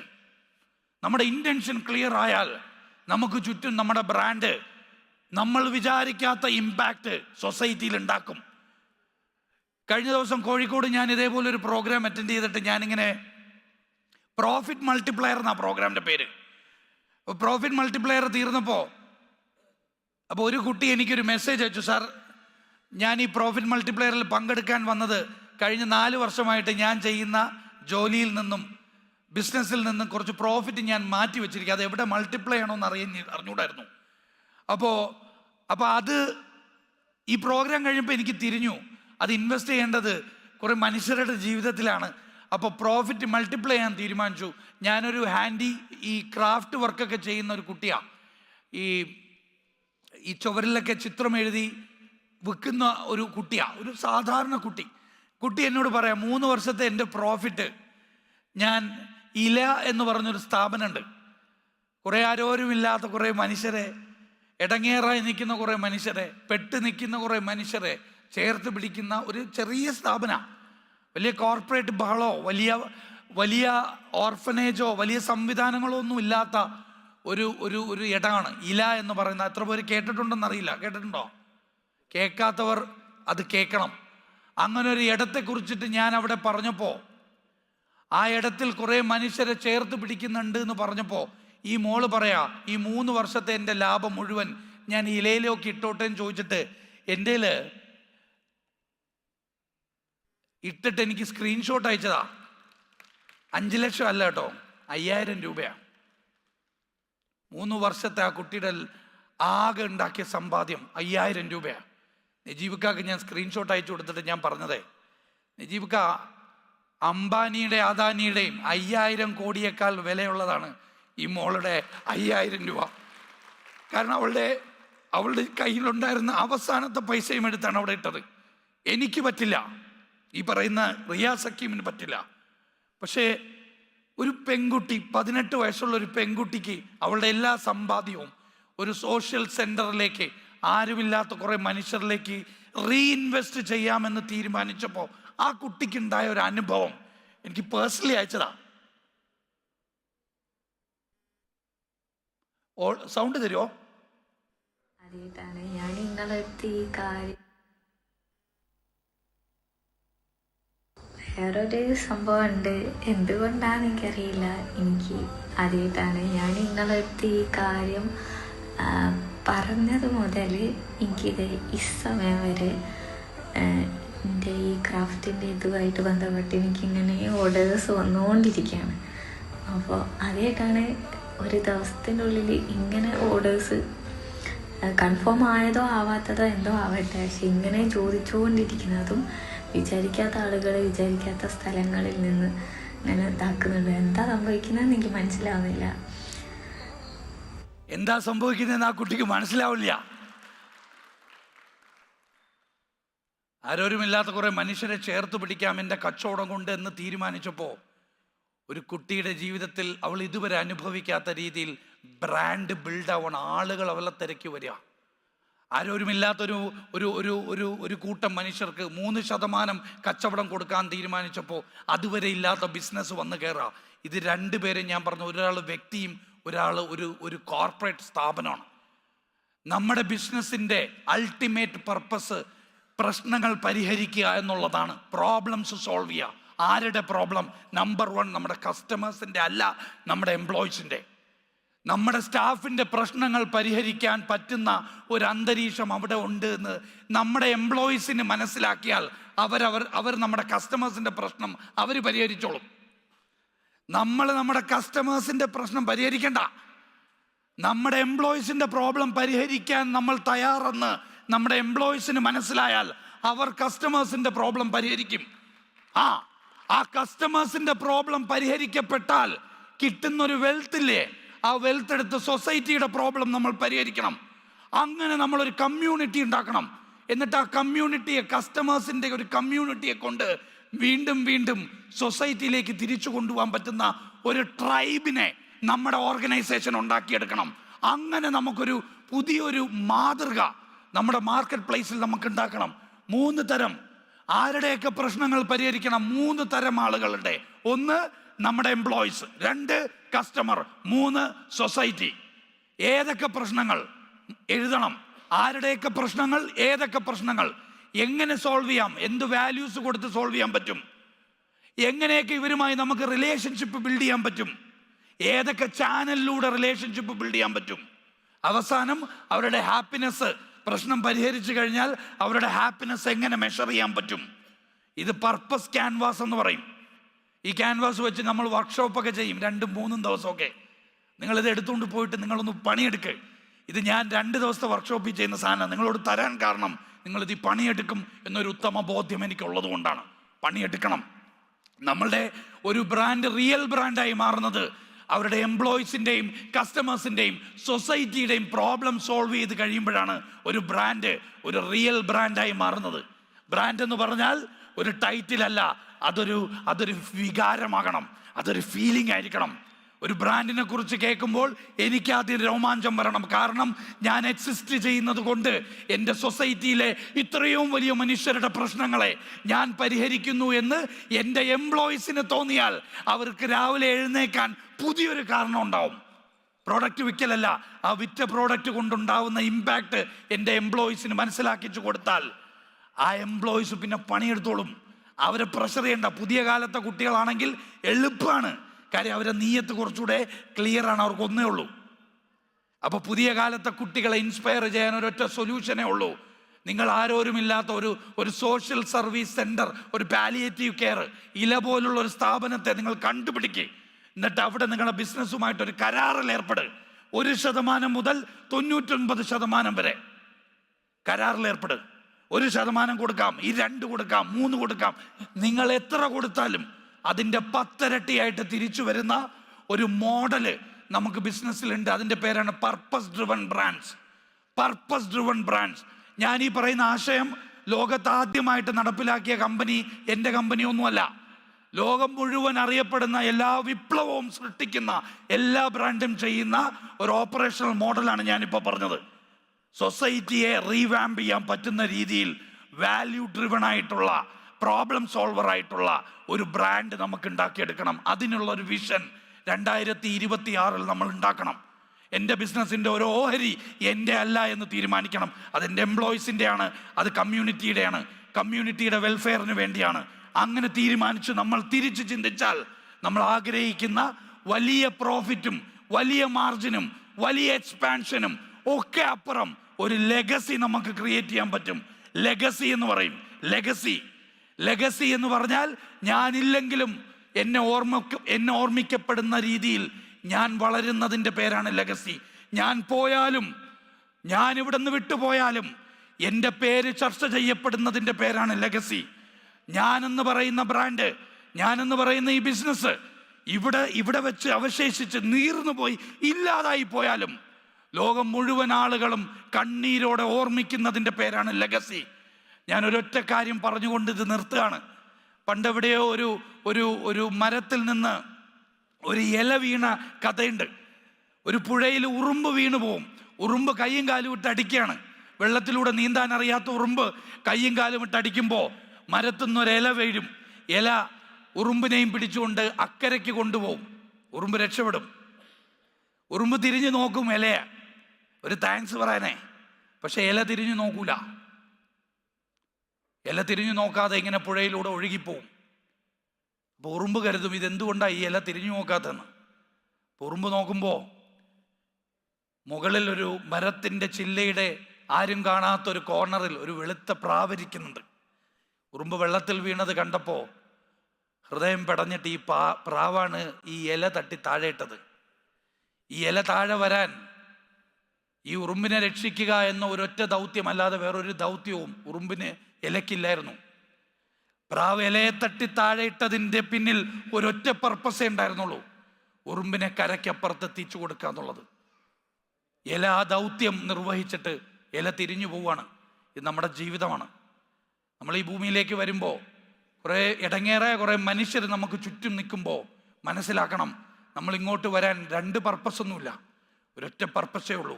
ഇടങ്ങേറായി നിൽക്കുന്ന, ആരും ഇല്ലാതെ നിൽക്കുന്ന, ആട്ടി ഓടിക്കപ്പെടുന്ന വൃദ്ധരായ, ജീവിക്കാൻ മുമ്പോട്ട് പോകാൻ പ്രതീക്ഷയില്ലാത്ത ഒരു വലിയ സൊസൈറ്റിയെ നമ്മുടെ മുന്നിൽ നിർത്തിയിട്ടാണ് നമ്മൾ ഇങ്ങോട്ട് വിട്ടിരിക്കുന്നത്. എന്തിനെന്ന് ചോദിച്ചാൽ, അവരെ പിടിച്ചപ്പുറത്തോട്ട് കൊണ്ടുപോയിട്ട് ഒരു നന്ദി പോലും കേൾക്കാതെ മിണ്ടാതെ തിരിച്ചു പോകുന്നതിൻ്റെ പേരാണ് ദൈവത്തിൻ്റെ അംബാസിഡർ. അതിൻ്റെ പേരാണ് ഖലീഫത്തുള്ള. ഖലീഫയായി മാറണം, അംബാസിഡർ ആകണം. ദൈവത്തിൻ്റെ ഒരു അംബാസിഡറായി നമുക്ക് മാറാൻ നമ്മുടെ ജീവിതം നമുക്ക് ഇനിയും ബാക്കിയുണ്ട്, കുറച്ച് സമയം കൂടെ ഉണ്ട്. ഈ സമയം നമ്മൾ ആ ഒരു പർപ്പസ് ഏറ്റെടുക്കണം. എങ്ങനെയെന്ന് ചോദിച്ചാൽ, നാളെ ഈ ഭൂമിയും കഴിഞ്ഞ് ഈ ലോകവും കഴിഞ്ഞ് ഒരു ദിവസം എല്ലാവരും ഒരുമിച്ച് കൂടുന്നൊരു കോടതിയുണ്ട്. അവിടെ മതമുള്ളവരും ഇല്ലാത്തവരും എല്ലാവരും ഒരുമിച്ച് കൂടുന്ന ഒരു കോടതി. ആ കോടതിയിൽ പ്രവാചകൻ പഠിപ്പിച്ചിട്ടുണ്ട്, ഒരു കൂട്ടം മനുഷ്യർ നാളെ രക്തസാക്ഷികളുടെ കൂട്ടത്തിൽ നിങ്ങൾക്ക് കാണാൻ സാധിക്കും. ഒരു കൂട്ടം മനുഷ്യരെ രക്തസാക്ഷികളുടെ കൂട്ടത്തിൽ. ദൈവമുണ്ട് എന്ന് പറഞ്ഞതുകൊണ്ട് മരണപ്പെട്ട കുറെ മനുഷ്യരുടെ കൂട്ടത്തിൽ ഒരു കൂട്ടം മനുഷ്യരെ നിങ്ങൾക്ക് കാണാം. അവർ ഡോക്ടർ അല്ല കേട്ടോ, അവർ എഞ്ചിനീയേഴ്സ് അല്ല, നീതിമാനായ ഒരു കച്ചവടക്കാരനാണ്. നീതിമാനായ ഒരു കച്ചവടക്കാരനെ നാളെ ശുഹദാക്കളുടെ കൂട്ടത്തിൽ, രക്തസാക്ഷികളുടെ കൂട്ടത്തിൽ കാണാമെന്നൊരു ദൈവം ഉറപ്പ് തന്നിട്ടുണ്ടെങ്കിൽ, നീതിമാനായ ഒരു കച്ചവടക്കാരന് നീതിമാനായ കുറേ ഡോക്ടേഴ്സിന് ഉണ്ടാക്കാൻ സാധിക്കും, നീതിമാനായ കുറേ എംപ്ലോയീസിന് ഉണ്ടാക്കാൻ സാധിക്കും. നീതിമാനായ ഒരു കച്ചവടക്കാരന് ആരോരുമില്ലാത്ത മനുഷ്യരെ ചേർത്ത് പിടിച്ചുകൊണ്ട് അക്കരയ്ക്ക് എത്തിക്കാൻ സാധിക്കുമെന്നൊരു ഉറപ്പുള്ളത് കൊണ്ടാണ് ദൈവം നാളെ ഒരു കോടതിയിൽ നമുക്ക് വിശാലമായ ഒരു പരവതാനി വിരിച്ച് നമ്മളെ കാത്തിരിക്കുന്ന ഒരു ദിവസമുണ്ടെന്ന് മാത്രം ഓർമ്മപ്പെടുത്തിക്കൊണ്ട്, നമ്മുടെ കച്ചവടം നമ്മുടെ ടൂളായിട്ട്, ആയുധമായി നമ്മൾ ഉപയോഗിച്ച് ഇവിടെയും അവിടെയും വിജയിക്കാൻ നമ്മൾക്ക് ഓരോരുത്തർക്കും സാധിക്കട്ടെ എന്ന് ആത്മാർത്ഥമായിട്ട് ആഗ്രഹിക്കുകയാണ്, പ്രാർത്ഥിക്കുകയാണ്. വിത്ത് ദാറ്റ് ലവ്, ഒരുപാട് സ്നേഹവും ഇഷ്ടവും പ്രാർത്ഥനയും. Thank you so much. ഈ വൈകിയ വേളയിലും ഇത്രയും രാത്രിയായിട്ടും ഇവിടെ കൂടി നിന്ന് ഈ വിഷയം കേട്ട നമ്മൾക്ക് ഇതൊരു ഉത്തരവാദിത്തമാണെന്ന് മാത്രം പറഞ്ഞുകൊണ്ട് പറയുന്ന എനിക്ക് 10 ഇരട്ടി ഉത്തരവാദിത്തമാണെന്ന് ബോധ്യത്തോടു കൂടി തൽക്കാലം ഞാൻ വൈൻഡ് അപ്പ് ചെയ്യാണ്. Wishing you all the very best. Once again Media One, thank you for having me with you all. ജസാക്കല്ലാഹ് ഖൈർ. Thank you so much. അസ്സലാമു അലൈക്കും വറഹ്മത്തുള്ളാഹി.